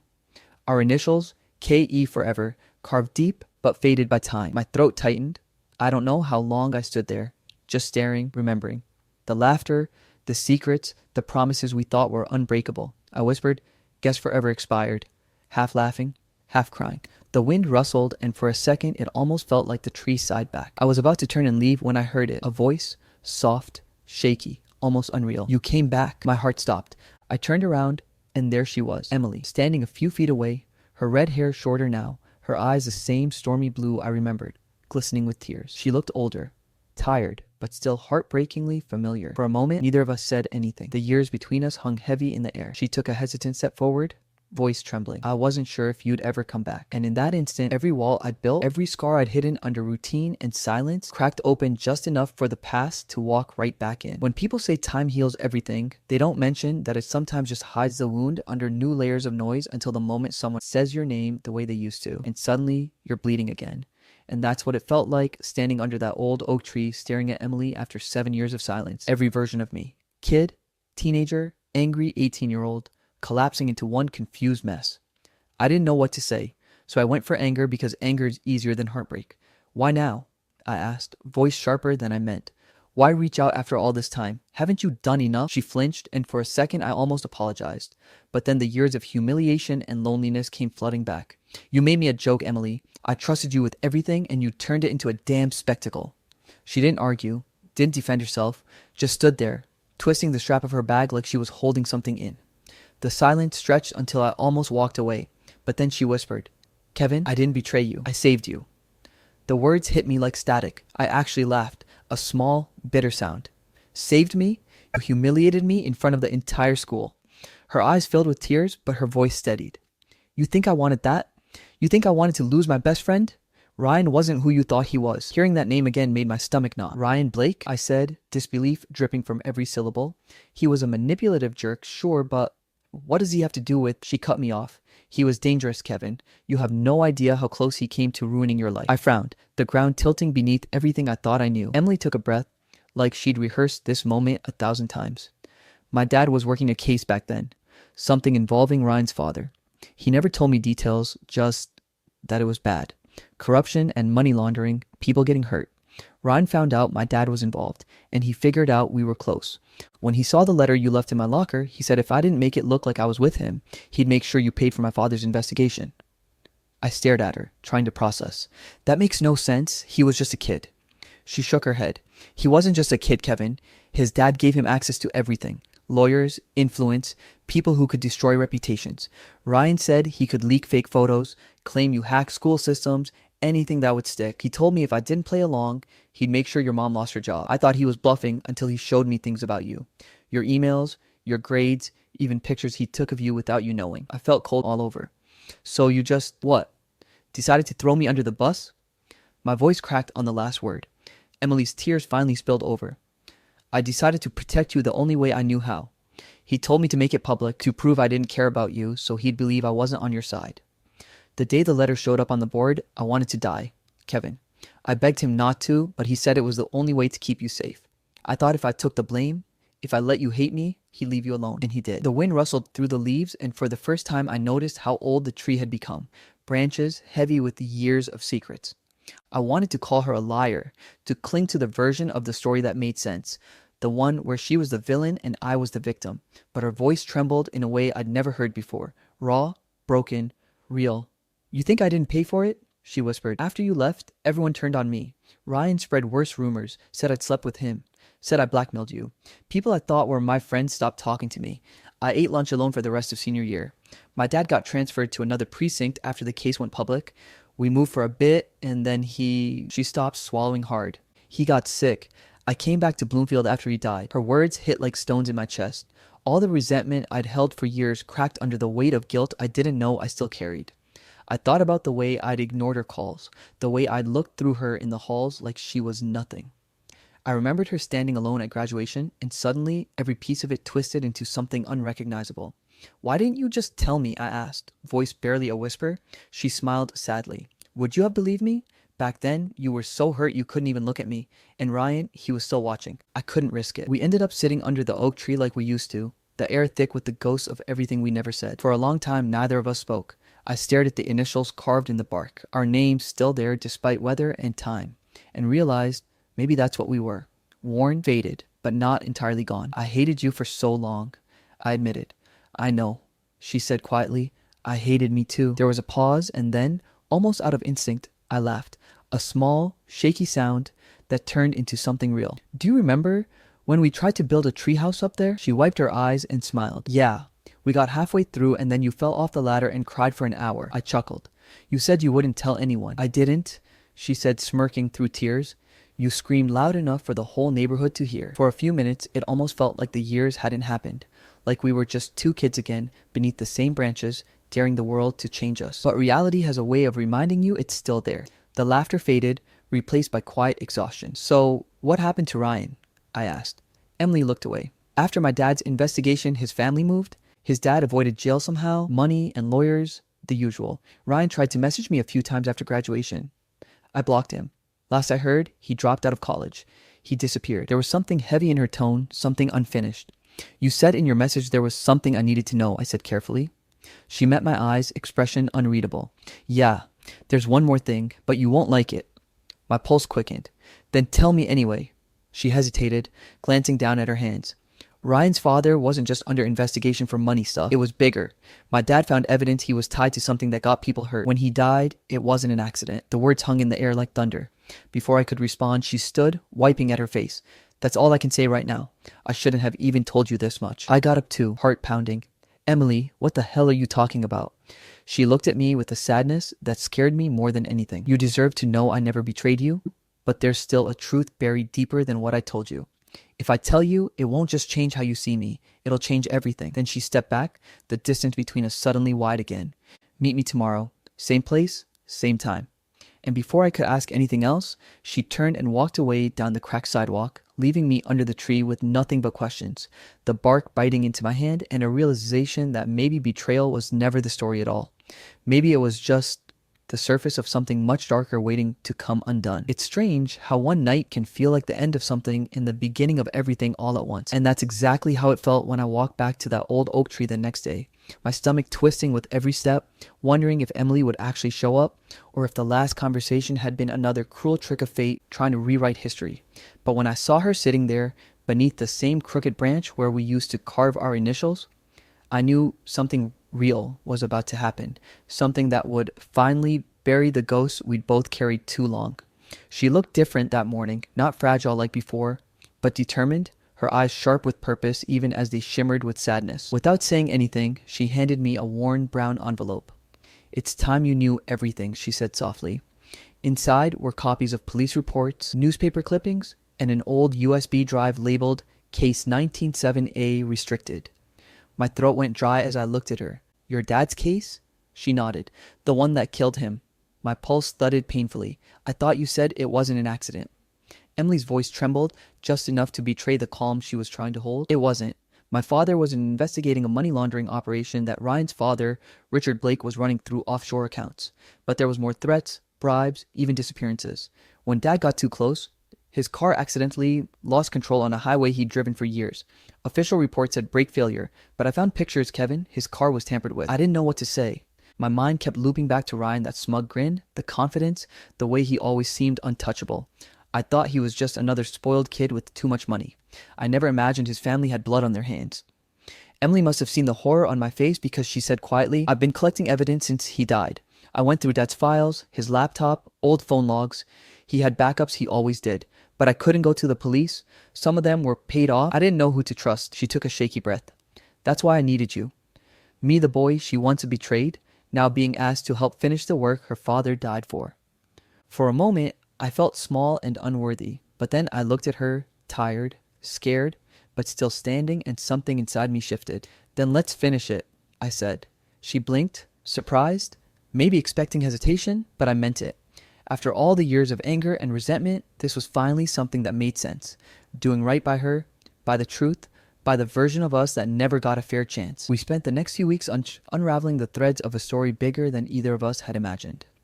It started in Emily's garage, surrounded by dusty boxes of her father's old files, the smell of paper and oil thick in the air. There were notes scribbled in margins, names, numbers, offshore account codes. Each discovery felt like stepping deeper into a maze that someone had tried very hard to bury. I helped her digitize everything, organizing folders, decrypting old files using half-remembered tricks from my IT classes. Some nights we stayed up till dawn, piecing together the puzzle, sipping cold coffee, laughing through exhaustion when the code finally cracked. The more I learned, the more I realized just how deep Richard Blake's empire went. Fake charities, shell companies, bribes to city officials, hush money to victims. And in the middle of it all, Ryan's name popped up again and again. quietly facilitating transfers, signing off documents, making himself useful in his father's shadow. Emily found old voicemails too. Threats left on her father's line, distorted voices warning him to back off or else. Listening to them made my blood boil. Every recording was another reason to keep going. Then came the night we found the file that changed everything. It was hidden in a folder within another folder, a digital Matryoshka doll labeled personal. Inside was a single audio clip dated 2 days before her father's death. We sat together on her couch, laptop open, as her father's voice filled the room. "If anything happens to me," the recording said, "this means Richard Blake found out. The evidence is in locker 218, Bloomfield storage. Trust no one except Emily." When the recording ended, neither of us spoke for a full minute. Then Emily whispered, "He knew." The next morning, we drove to the storage facility, a rusted building on the outskirts of town, the kind of place where secrets go to die. My hands shook as we opened the locker. Inside was an old safe and a few dusty boxes. The safe combination was scribbled on the back of one of her dad's business cards, hidden in his wallet. Inside, we found hard drives, more documents, and something that looked like a diary, her father's handwritten journal of the case. The entries told everything: how he discovered the money trail, how he got threatened, how he started noticing cars following him home. The final audit entry just said, "If Emily finds this, tell her I'm proud." She broke down when she read it, and for the first time since I'd seen her again, I pulled her into my arms. We didn't say anything. We didn't need to. The next few days were a blur of planning. We gathered everything, cross-checked dates, verified bank statements, and finally compiled it into one massive evidence file. But we couldn't just send it to the local police. We went hire state investigators, federal contacts, people who had been waiting for someone brave enough to connect the dots. When we finally sent it, I remember staring at the progress bar, every second feeling like holding my breath underwater, and then it was done. All those years of silence, guilt, and loss sent in one click. The investigation exploded faster than we expected.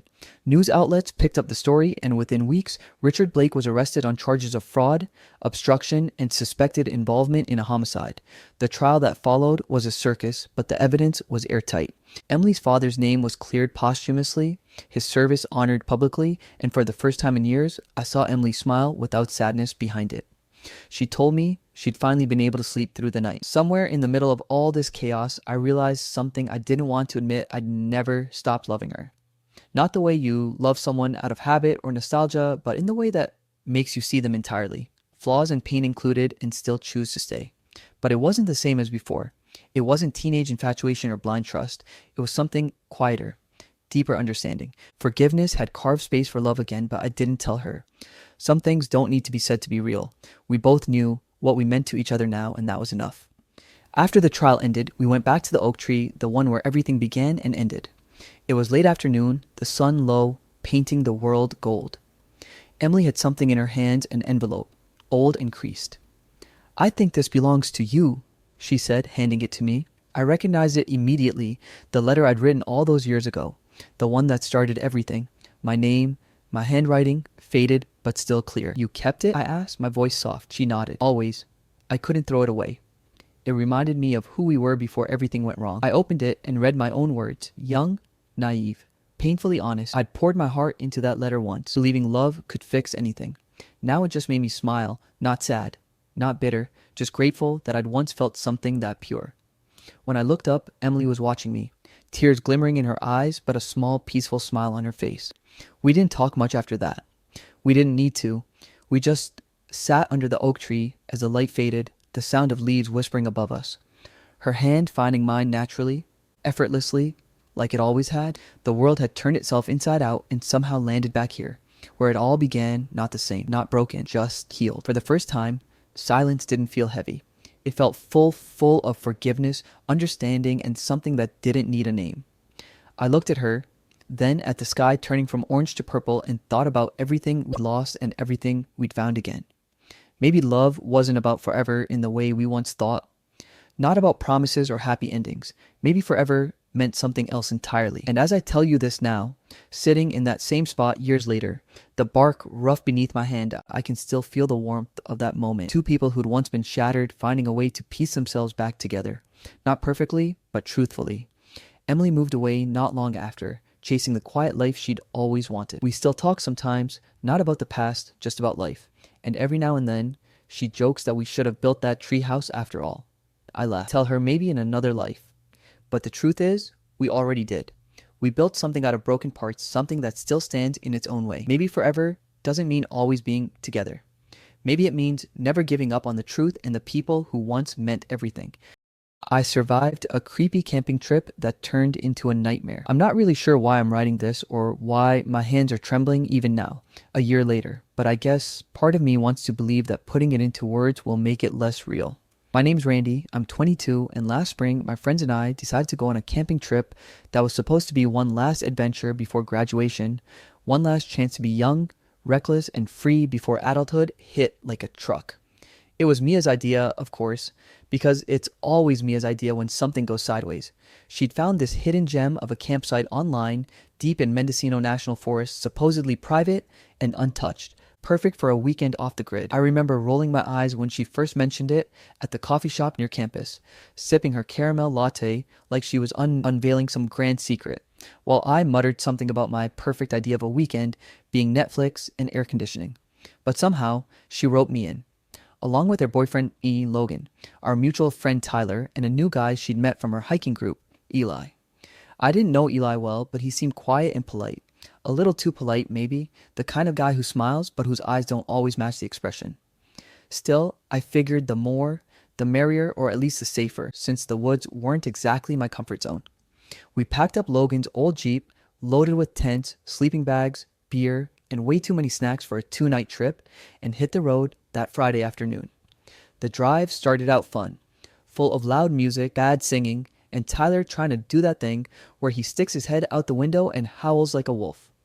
I laughed so hard I almost dropped my phone when Mia caught it on video. For a while, it felt like exactly what I needed: a break from deadlines, from the noise of college life, from thinking about my dad, who vanished on a mountain trail when I was 10.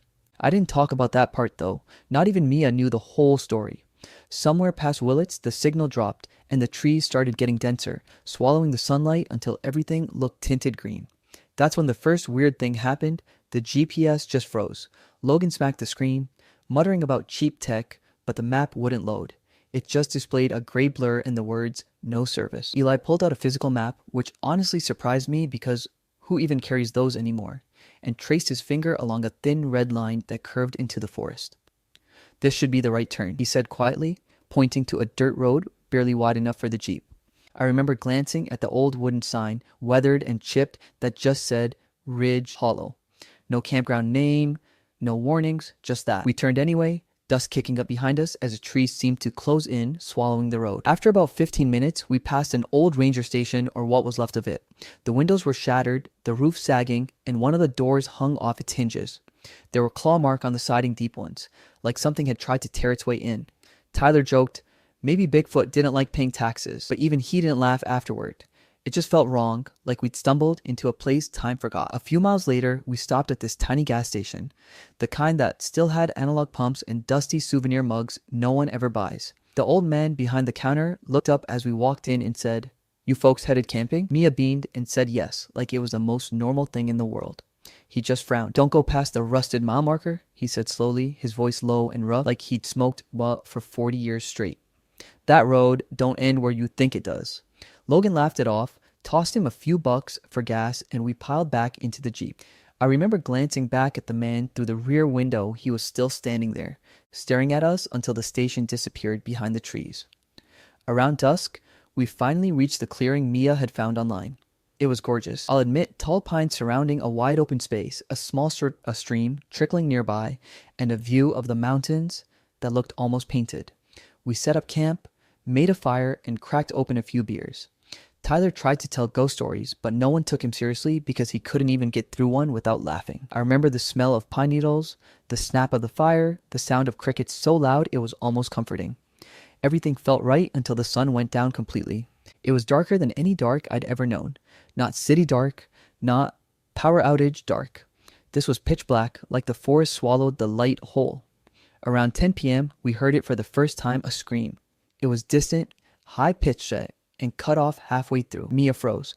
"Probably a coyote," Logan said, trying to sound casual, but his eyes darted toward the trees. Tyler said it sounded human. I laughed nervously, told them animals can sound like people sometimes, but I didn't really believe it. The forest went dead silent after that. No crickets, no wind, just that heavy quiet that makes your heart thump too loud in your ears. We eventually crawled into our tent, pretending we weren't freaked out. I lay there, listening to the soft rustle of the trees, the occasional crack of a twig. Around midnight, I heard footsteps, slow, deliberate, circling the tent. I held my breath. "Logan?" I whispered, but no one answered. The steps stopped. I peeked through the zipper, nothing but darkness and the faint glow of the dying campfire.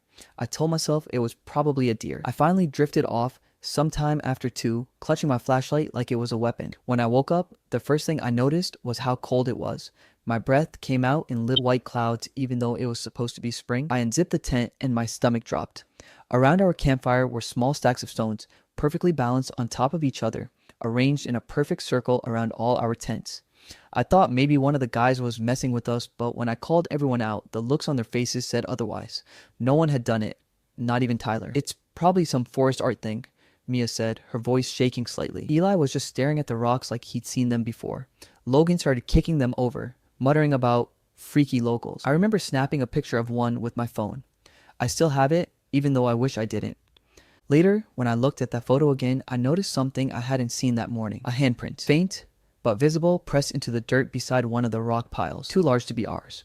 That was the moment I started to realize this trip wasn't going to end the way we thought it would. After finding those weird rock circles that morning, I told myself I was overreacting, that it was probably some ranger art project or a prank by another group, even though deep down I knew we hadn't seen a single other person since that gas station.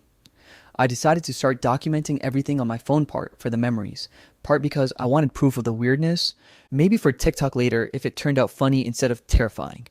I started talking to the camera, calling it Randy's Forest Chronicles, and filmed us making breakfast, laughing nervously as Tyler burned the eggs and Mia complained about the cold.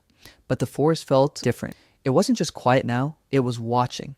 I couldn't shake that feeling. Around noon, Logan suggested we go for a walk down to the stream to refill our bottles, and I went along, still vlogging. When I replayed the clips later, there were strange distortions, the audio cutting out, faint whispers layered over my voice, words I couldn't quite make out. It was like someone was speaking under the surface of the sound, a breathy echo. "You hear that?" I asked Logan while playing it back. He shrugged and said it was probably just wind, except there hadn't been any wind. Then Tyler found the footprints. They were half a mile from camp near the stream, huge, barefoot, human-shaped, but not quite right. The toes were too long, the stride too wide. Mia gasped and immediately said it had to be a bear. "Bears don't walk on 2 feet. I muttered, crouching down beside them. The mud was fresh, still glistening. Eli came over and stared for a long moment, his jaw tight. "It's just animal tracks," he said finally, a little too quickly. We left after that. The mood completely changed. No more jokes, no more laughter. The forest was so still it felt like we'd stepped into a painting that forgot how to move. Back at camp, I noticed my phone battery dropping faster than usual, like 10% every few minutes, even though it was on airplane mode. Every time I tried recording again, the screen flickered, showing flashes of static and shapes that didn't make sense. Dark branches moving in wrong directions. What looked like eyes gleaming between the trees. I told the others, but they just brushed it off as Randy being paranoid. Later that afternoon, Logan went down to the stream alone to collect more water. He said he'd be 10 minutes, 30 minutes passed, then an hour. We started calling his name, our voices echoing through the forest, bouncing back weirdly, like someone was repeating us just a fraction of a second late. When Logan finally stumbled back into camp, he was shaking, drenched in sweat even though the air had turned cool. His face was pale as paper. "There's someone out there," he whispered. "Someone watching." He said he saw a figure standing on the opposite bank, tall, motionless, wearing what looked like a deer skull over its head. The eye sockets were empty but glowing faintly white, like moonlight caught in bone. No one believed him at first, not even Mia, until he started crying. I'd never seen him like that. Eli asked what direction it was in, but when Logan pointed, there was nothing there, just trees. "Probably a hunter," Tyler said, but his voice cracked halfway through the sentence. We decided to pack up and leave the next morning. None of us wanted to stay another night, but as we were cleaning up, Eli started acting strange. He wandered off without saying where, then came back with dirt under his nails and refused to tell us what he'd been doing. That night, he barely spoke, just sat staring into the fire, whispering something under his breath. I thought I heard him say, "He's coming," but when I asked what, he just blinked and said he hadn't spoken. The fire popped loud enough to make all of us jump. Around midnight, I woke up to the sound of something dragging outside the tent. It was slow, deliberate, like a heavy branch being pulled across the ground. I grabbed my phone, turned on the camera light, and peeked through the zipper. For a second, just one impossible second, I saw it. Across the clearing, between the trees, was a shape. Human height, maybe taller. The deer skull glowed faintly in the dark, the empty eyes fixed directly on me. I blinked, and it was gone. My heart was slamming against my ribs so hard I thought it might wake the others. I checked the camera footage later, but there was nothing there. Just blackness, then static. The next morning, we decided to hike back to the Jeep, but the trail was gone. I swear we followed the same path we'd come in on, the same landmarks, that fallen log, the twisted oak, but somehow, every time we walked more than 15 minutes, we ended up back in the same clearing. Mia started crying. Tyler was yelling that we were going in circles on purpose, blaming Logan, blaming Eli, blaming everyone. I tried to calm them down, but my voice sounded foreign, like I was talking underwater. Eli stood off to the side, whispering again, tracing shapes in the dirt with a stick. "We can't leave until he lets us," he murmured. I asked him what he meant, but he wouldn't answer. That's when I realized he wasn't scared. He looked almost expectant, like he knew something we didn't. We tried again, all day, every direction. North, south, west, every path bent back to the same spot. The sun moved across the sky, then dipped behind the trees, and we were still there, standing in the same cursed clearing. As darkness fell, the forest came alive with sounds, footsteps that weren't ours, breathing that wasn't human, low humming that made my skin crawl. Tyler swore he saw movement between the trees. Mia grabbed my arm so tightly it left bruises. And then I saw it again, the figure. Standing at the edge of the clearing, half hidden by the shadows, that same deer skull glinting in the firelight. It didn't move, it didn't need to, it just watched. I couldn't breathe. I lifted my phone to record, my hands shaking so hard the image blurred, and in that flickering frame, just before the screen went black, I swear I saw more shapes behind it. Dozens of them, watching, waiting, and that's when I realized we weren't lost. We were being kept. I don't remember when I stopped hoping we'd find a way out and started just praying we'd survive the night, but sometime between the looping trails and the whispers that followed us through the trees, I realized we weren't in control anymore. The forest was. By the third morning, none of us had slept. The air felt thicker, heavier, like it was breathing with us. The firewood burned too fast, our water tasted metallic, and even the birds were gone. Logan kept staring off into the distance like he could see something we couldn't, while Tyler muttered to himself, pacing the edge of the clearing. Mia was trying to stay positive, forcing smiles that didn't reach her eyes, and Eli had become a ghost among us. He barely spoke, just carved little symbols into sticks and rocks with his pocket knife, muttering in a language I didn't recognize.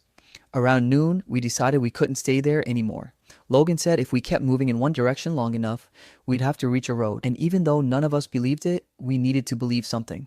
We packed up what little we had left and started walking. The deeper we went, the worse it got. The trees grew closer together, bending unnaturally, like they were leaning in to listen. That's when we saw a cabin. It looked ancient, barely standing, half swallowed by moss and vines, hidden behind a ridge. Tyler let out a shaky laugh of relief, saying, "Civilization," but there was nothing civilized about that place. The door creaked open with a sound that made my teeth ache, and a wave of cold, stale air rolled out, smelling of rot and iron. Inside, the walls were covered in old, yellowed photographs. People standing in front of the same cabin, smiling stiffly, every single one of them wearing deer skull masks. The earliest photo was dated 1954. The latest was from 2019. I felt my stomach twist as I realized some of the faces looked eerily similar across the decades, like they hadn't aged. On a table near the window, there was a book, a leather-bound journal, half burned, the pages brittle. The handwriting was messy, frantic, and every entry mentioned the same thing: the keeper of the forest. According to the journal, the keeper collects those who trespass beyond the marker, the rusted mile marker that the gas station clerk had warned us about. He does not hunt, one entry said. He waits. I slammed the book shut and told everyone we needed to leave immediately. Mia was crying by then, clutching her necklace, a little silver moon her mom gave her, saying she just wanted to go home. But when we stepped outside, everything had changed. The light was wrong dim, even though it was still afternoon, and the air buzzed with a low hum that made my ears ring. Logan grabbed my hand and pointed to the tree line. "Where's Tyler?" he whispered. I turned, and Mia was gone too. 1 second she was behind us, and the next, just gone. We called her name until our voices broke. That's when I saw it, her necklace, hanging from a low branch, dripping with something dark and wet. I felt bile rise in my throat. Logan pulled it down and just stared, his hands trembling. "It's blood," he said flatly, and that's when I knew Mia wasn't coming back. Before we could even process it, the forest exploded with noise whispers overlapping. laughter echoing, branches snapping like bones. I thought I saw faces in the trees, hundreds of them, pale and watching. Tyler screamed and bolted. Logan yelled for him to stop, but he was already gone, crashing through the undergrowth like an animal. We ran after him until we stumbled into another clearing and froze. Tyler was in the middle of it, standing inside one of those rock circles, eyes wide, mouth open in a silent scream. His body was jerking, convulsing, like something invisible was pulling him apart. Then he vanished, just gone. The rocks fell over and the sound stopped. I don't know how long we stood there, but when I looked down, there were symbols burned into the trunks around his eyes, hundreds of them staring in every direction. My hands were shaking so bad I could barely hold my phone. I turned to Eli, demanding answers because he wasn't surprised. He just stood there, calm, too calm, like he'd been waiting for this. "What the hell is happening?" I screamed. He didn't answer. Later, when we stopped to rest, I opened his bag while he was off gathering wood. Inside, I found old newspaper clippings, some so faded they were barely readable. Every one of them was about disappearance of hikers, campers, families all from the same region spanning decades, and in each article there was a reference to something locals called the Hollow. My blood went cold. When Eli came back, I threw the papers at him and demanded to know why he had them. He just sighed, sat down, and stared into the fire. "My brother went missing here," he said quietly. 5 years ago. Same spot. We never found him." He looked up at me, eyes hollow. "But I know he's still here. The keeper doesn't take he trades. I came to make an offering." Logan grabbed him by the collar, shouting, "What the hell does that mean?" But Eli didn't fight back. "It means one of us has to stay," he whispered, "or none of us leave." The wind picked up then, howling through the trees, and for a split second, I thought I saw something behind Eli, tall, skeletal, with antlers that brushed the branches. I blinked, and it was gone. Logan let him go, backing away and muttering that Eli was insane. But deep down, I wasn't so sure, because as the night fell again, the whispers started anew, not random this time, but clear, chanting something rhythmic, something ancient. And when I looked toward the tree line, I saw faint lights flickering between the trunks, like candles moving in procession. That's when it hit me. The photographs, the journal, the rituals, the missing people. This wasn't just a forest. It was a hunting ground, and we weren't lost. We'd been chosen. I don't even remember how long we ran, or if time was even moving anymore. The forest didn't look real. It was like it was folding in on itself, trees bending at impossible angles, shadows stretching across the path like veins. Logan's flashlight beam jumped over roots and leaves, flashing across my terrified face every few seconds. We didn't speak. We didn't have breath left for words. All I could hear was the rhythmic crunch of our boots and the faint sound of something following us, matching our steps, slower, deliberate. Every few seconds, I'd catch a whisper that sounded like my name, Randy. I knew it wasn't Logan, because when I glanced at him, his lips were pressed shut. His teeth clenched so hard I could hear the grinding. We had left Eli behind, or maybe he had left us. It didn't matter. The only thing I wanted now was to see the road again, or a light, or anything that didn't look like death. But the forest wasn't letting us go. Every direction we tried, every landmark we used, led us right back to that same goddamn clearing, the same ash circle, the same burned logs, the same half-buried bones. We kept going anyway. We thought maybe if we didn't stop, the forest would eventually give up. That's when we saw it. The cabin again, the same one we had taken shelter in, only it wasn't the same.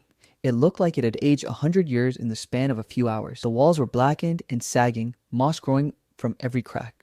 The windows were shattered, but behind the shards, faint light flickered, like candlelight. I told Logan we shouldn't go back. He nodded, but his eyes said something else. He was exhausted. We both were. When the wind picked up, carrying that low hum again, the same one we heard the night before, he said, "Maybe we can block the door. Just for a few hours." Against every ounce of my instincts, I followed him in. The smell hit first, rot, blood, and wet wood. Everything inside looked wrong. The furniture wasn't in the same place. The journal we had found before was gone, replaced with a torn page nailed to the wall that simply said, "He comes when the fire dies." We tried to light a lantern, but the moment Logan flicked his lighter, the flame turned blue and then died with a hiss. My phone, though dead earlier, suddenly buzzed in my pocket. When I pulled it out, the screen flickered, showing static. Then an image. It was me, standing in that same room, staring at the camera with the deer skull mask on my head. I dropped the phone. Logan cursed and backed into the wall, breathing fast. "It's fucking looping," he whispered. "It's not time. It's us." I didn't understand what he meant, but before I could ask, the door slammed shut behind us. The sound wasn't just loud, it was final, like the forest itself locking us in. Then the floorboards began to creak, slow and heavy as if someone was walking just beneath us. We both turned toward the staircase, and that's when Logan saw it first. Something moving in the reflection of the window. A tall, distorted figure wearing the deer skull, its body thin and pale like stretched leather. It wasn't walking, it was gliding, almost boneless, around the cabin perimeter, watching us through every window. Logan snapped. He grabbed a chair and threw it through the window, screaming, "Come get me, you bastard!" before bolting outside. I screamed after him, but he didn't look back. I could only hear him for a few seconds, his voice fading into the trees, then a sudden thud followed by silence. I didn't chase him. I couldn't. I just stood there, shaking, gripping my father's compass like it was the only real thing left. The needle spun wildly, refusing to settle on north until I whispered, "Please." That's when it clicked, just slightly, pointing deeper into the forest, not back the way we came. I didn't understand, but it was better than staying still. I stepped outside and immediately felt the air change, heavy, thick with the smell of iron and smoke. That's when I saw Eli. He was standing maybe 50 feet ahead, shirt torn, face streaked with mud and blood, holding that same deer skull mask. In front of him, the ground was covered in a circle of stones, all marked with the same eye symbol we'd seen carved into trees. He was muttering something, a language that made my skin crawl. "Eli!" I shouted. He didn't turn around. I crept closer, hearing his voice break mid-chant. "Take me instead. Take me back." Then he raised the mask and pressed it to his face. His body convulsed, his back arching unnaturally as the ground beneath him started to crack open, slow at first, then with a roar that split the air. The forest seemed to breathe with it. From that pit came a stench so foul it made me gag. And bones. So many bones. They weren't old. Some were still red, fresh. Eli turned toward me then, the mask now fused to his face, his eyes black and glassy. "He's awake," he rasped. The trees started to burn, not with fire that consumed, but one that glowed from within, like veins of lava pulsing through bark. The sky flickered between night and day, stars blinking in and out. I backed away, clutching the compass. It was glowing faintly now, silver against the darkness, and for the first time, the needle pointed steadily north. I ran. I ran like I never had before. Through the smoke and screams and cracking branches, I could hear them behind me. Multiple footsteps, laughter, whispers saying, "Stay, join, return." My legs felt like lead, but the compass kept me moving. Every time I stumbled, something unseen pulled me forward, like the force itself was split between wanting me dead and wanting me gone. At one point, I tripped over something, a skeleton half buried in the dirt. Its hand was clutching a rusted camera. I almost screamed when I saw the tag around its neck, property of Eli Harper. He had been dead for years, which meant whoever or whatever that thing wearing his face was, it wasn't him anymore. I ran harder. I could see light ahead, real light, faint but there. My lungs burned, my throat raw, but I didn't stop. Behind me, the forest howled, trees collapsing like dominoes. I broke through the last line of trees just as the ground behind me split open with a deafening roar. Flames shot upward and I felt the heat on my back as I collapsed onto gravel. The next thing I remember is waking up in a hospital bed, IVs in my arms, a police officer at my side. They told me I was found 2 days later, walking barefoot along Highway 68, dehydrated and covered in ash. They asked about my friends. I told them everything. The cabin, the rituals, the skulls, the forest that moved. They looked at each other like I was insane. When they searched the area, there was no cabin, no bones, no trace of anyone else. Just my phone, found in a nearby ditch. They gave it back after forensics cleared it. That night, I sat in my car, heart pounding, and opened the gallery. Most of the footage was corrupted, glitched into static, distorted colors. But the last video, timestamped the night everything went wrong, was intact. It showed me holding the camera in the dark, whispering something I couldn't make out. Then the camera tilted, showing my own face, except it wasn't mine anymore. I was wearing the deer skull mask, smiling, whispering, "He comes when the fire dies." I deleted the video, but it didn't matter. Every night since, I've dreamed of the forest, of that hum that grows louder until I wake up gasping. Sometimes I wake to find dirt under my nails, pine needles tangled in my hair, and the faint sound of something moving outside my window. I keep the compass beside my bed, and every time it starts spinning, I know I'm not really safe. I survived that camping trip, but I don't think I ever really left those woods. The end. I found love again after years of heartbreak, and it was unexpected. I still remember the exact sound of my world collapsing. It wasn't thunder or screaming or the kind of dramatic chaos you see in movies. It was the quiet sound of Ethan closing our apartment door behind him after saying, "I just don't love you that way anymore." Like it was a weather report. Not the end of a 5-year story I thought would last forever. My name's Nadia. I'm 27 now, but Back then, I was 24, fresh off a promotion, convinced I had everything figured out. I thought love was about planning, commitment, all those Pinterest boards and shared Google calendars, full of weekend trips and dog adoption ideas. Ethan and I met in college, fell into that kind of love that felt inevitable, like breathing. Everyone said we were relationship goals. We had the same friend group, the same coffee order, even the same stupid obsession with Seattle rain. So when he sat me down one gray Tuesday evening in our living room, said those words in that calm, detached tone, I couldn't process it. I thought it was a joke, a fight we'd laugh about later, something that would end with a hug and a "we'll fix it." But he just kept talking, saying he'd felt distant for months, that he needed to find himself. I asked if there was someone else, and he swore there wasn't, which made it worse somehow because at least cheating gives you something to blame. Instead, I was just not enough anymore. I remember looking at him, trying to memorize his face while he talked, because I could feel it. The last time I'd see him as mine. When he left, I sat there for hours, staring at the half-empty wine glass he didn't finish, the smell of his cologne still hanging in the air like a ghost. I didn't cry right away. That came later, like a flood I didn't see coming. For weeks, I was on autopilot. I went to work, smiled through meetings, came home, stared at the TV without watching, and drank cheap red wine like it was medicine. Friends tried to help, but every "you'll find someone better" felt like sandpaper against my skin. I didn't want someone better. I wanted my old life back, the comfort of knowing where I belonged. The nights were the worst. That's when the silence got loud, when the bed felt too big, when I found myself scrolling through our old texts until my phone screen blurred from tears. My mom told me to go out, meet people. My best friend Rachel tried setting me up on dating apps, but every profile felt fake, every smile performative. I deleted them all within a week. I started therapy, partly because my boss noticed I was slipping and partly because I didn't know how to exist without constantly thinking about him. Therapy helped, but it was messy. My therapist, an older woman named Denise with kind eyes and brutal honesty, told me I was mourning not just Ethan, but the version of myself I'd built around him. That hit harder than I expected. For months, I tried to rebuild, piece by piece. I joined a yoga class, redecorated the apartment, cut my hair shorter, classic post-breakup cliche, but inside I still felt hollow. Love songs made me nauseous. Seeing couples on the street made me angry in ways I didn't understand. I wasn't bitter, I was just numb.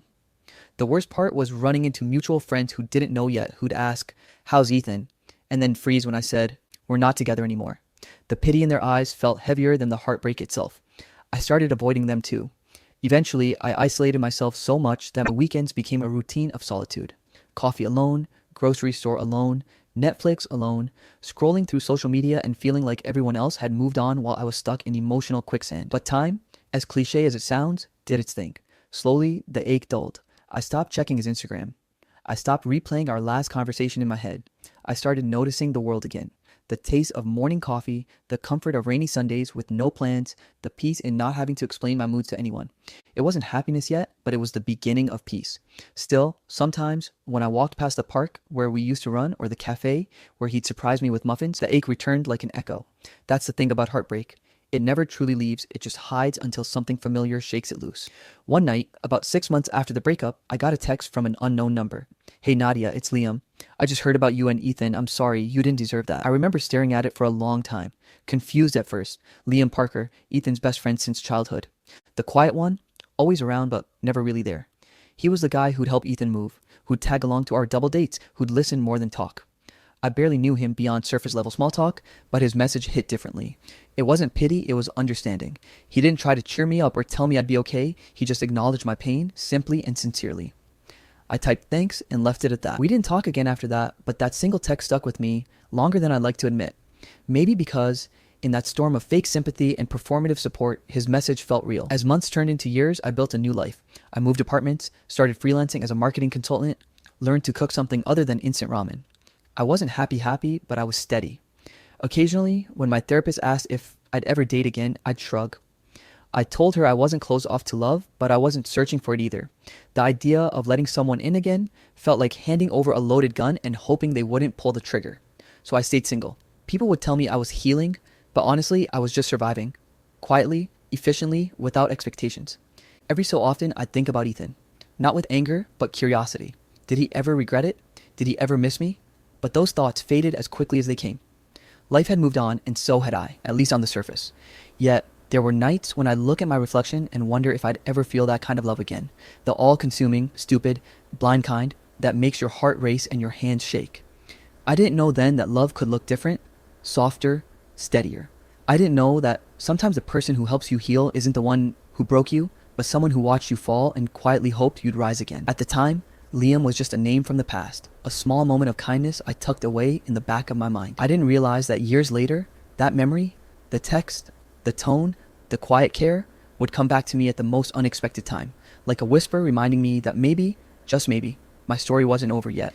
It's wild how ordinary moments can end up changing everything, like how one random Tuesday morning, 3 years after my heart had been shattered and glued back together with solitude, I managed to spill a full cup of caramel latte all over a stranger who turned out not to be a stranger at all. I was running late for a client meeting, half distracted, half human, and juggling my phone, purse, and coffee like some kind of disaster waiting to happen when the universe decided to humble me. I turned too fast, collided with someone tall, warm, and solid, and before I could even process it, my drink was splattered all over a gray hoodie and a very shocked face. "Oh my god, I am so sorry," I started, already pulling napkins from the counter, but then he laughed, and that laugh hit me like deja vu. I froze. "Nadia?" he said, his voice softer than I remembered, but still familiar enough to make my heart stumble. It was Liam Parker, Ethan's best friend. The guy who texted me once after the breakup and then disappeared back into whatever world he came from. For a second, I just stared, blinking, my brain glitching between past and present. He looked different, his hair a bit longer, beard trimmed, eyes tired but kind.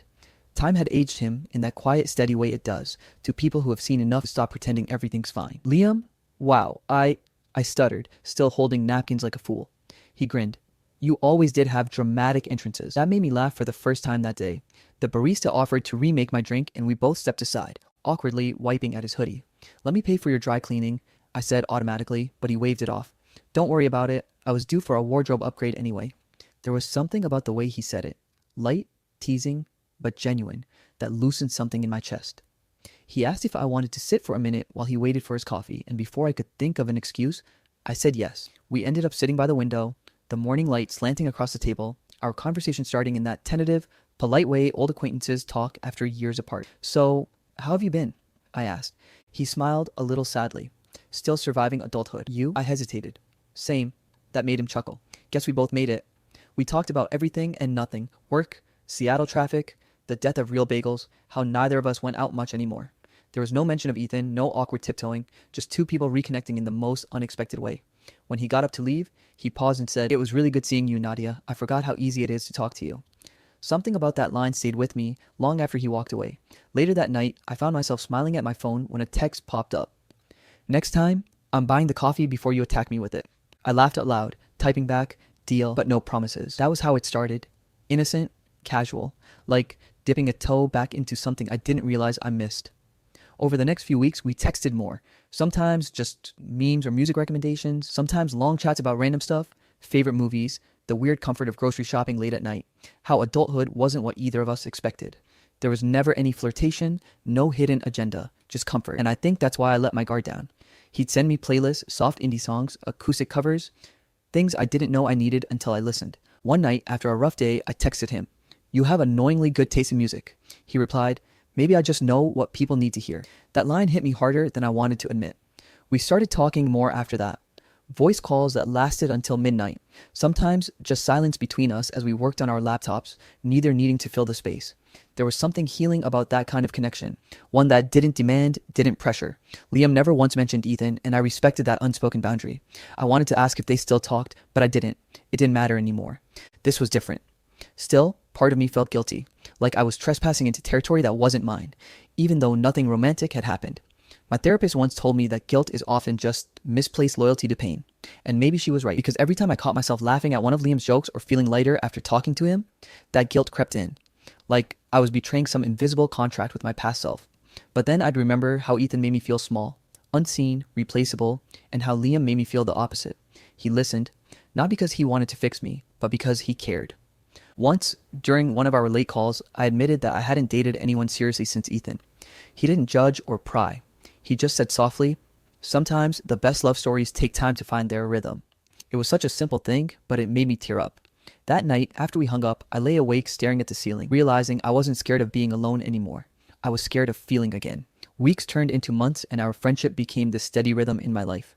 We'd grab coffee on Sundays, go for walks by the waterfront, talk about everything from childhood dreams to existential dread. He was easy to be around. No pressure, no expectations. One rainy afternoon, After we'd been talking for hours at a small cafe, he mentioned how much he'd changed since his 20s. I used to think life was about chasing things. Money, success, approval, he said, stirring his coffee absentmindedly. Now, I just want peace. I nodded, same. And in that moment, I realized we were both people who had been broken in different ways and had quietly learned how to rebuild. One night, he texted, "You ever think about how people come back into your life when you least expect it?" And before I could stop myself, I replied, "Yeah, maybe the timing has to be right." After that, something shifted. Not romantic, not yet, but deeper. We started noticing the small things, how our conversations lingered longer, how we remembered each other's coffee orders, how our silences felt like home. And yet, every time my heart fluttered, I pushed it down. I told myself it was just friendship, that I was imagining the warmth in his voice when he said my name. But then came that night, the third time we went out to dinner. It wasn't a date, technically. We just both happened to be free, and he suggested this cozy Italian place downtown. We talked for hours about nothing, about books we never finished, about songs that reminded us of places we'd never been. At one point, he told me about his mother's passing a few years ago, and the quiet way he spoke about grief made me want to reach across the table and hold his hand. I didn't, but I wanted to. When we walked out, it was raining lightly, and he offered me his jacket. I refused, but he draped it over my shoulders anyway. That small, thoughtful gesture cracked something inside me. We stood by my car for a minute, both of us not quite ready to say goodbye. He smiled, that soft, knowing smile of his, and said, "You look happier lately." I froze for a second before replying, "Maybe I am." When I got into my car, I just sat there with the engine off, rain tapping on the windshield, his jacket still around my shoulders, and for the first time in years, I realized I was smiling. Really smiling. Not the polite kind you give in photos or when people ask if you're okay. This was the kind that comes from somewhere deep, from peace, from the quiet, terrifying hope that maybe your heart isn't as broken as you thought. I sat there for a long time, breathing it in, the warmth, the fear, the strange beauty of it all, and I thought to myself, maybe love doesn't find you when you're looking. Maybe it waits, quietly, patiently, until you're ready to feel again. Falling in love again wasn't something I planned. It just happened quietly, like the way sunlight sneaks through the blinds on a morning you didn't expect to be beautiful. After that third dinner, things with Liam didn't shift overnight. There was no grand confession, no dramatic kiss in the rain. It was smaller than that, softer, realer. It was in the way he'd text good morning before his first cup of coffee, or how he'd call me just to tell me something funny he saw on his commute. I found myself looking forward to those moments, even planning my day around them without realizing it. My walls didn't fall all at once, but little by little. I told him things I hadn't told anyone. How for months after the breakup, I couldn't look at myself in mirrors. How I still flinched when someone said Ethan's name. How I was terrified of being vulnerable again because I didn't think I could survive another heartbreak. He never tried to fix me. He just listened, quietly, like he understood every word I wasn't saying. One night, during one of our long calls, I asked him why he'd reached out to me back then, after the breakup, when everyone else had vanished. He hesitated before saying, "Because you didn't deserve what happened, and because I always admired how strong you were, even when things got hard. I just didn't think it was my place to say anything." His honesty hit me like a wave I wasn't ready for. "You admired me?" I asked softly, and he chuckled, almost shyly. "You had this way of holding yourself together when everything fell apart around you." Back then, I thought Ethan was the lucky one. I didn't know what to say. For years, I'd carried this belief that I'd been weak, broken, unlovable, and now, here was someone telling me I'd been strong all along. It was strange how healing could come from someone who had quietly watched you suffer from the sidelines. After that conversation, something in me shifted.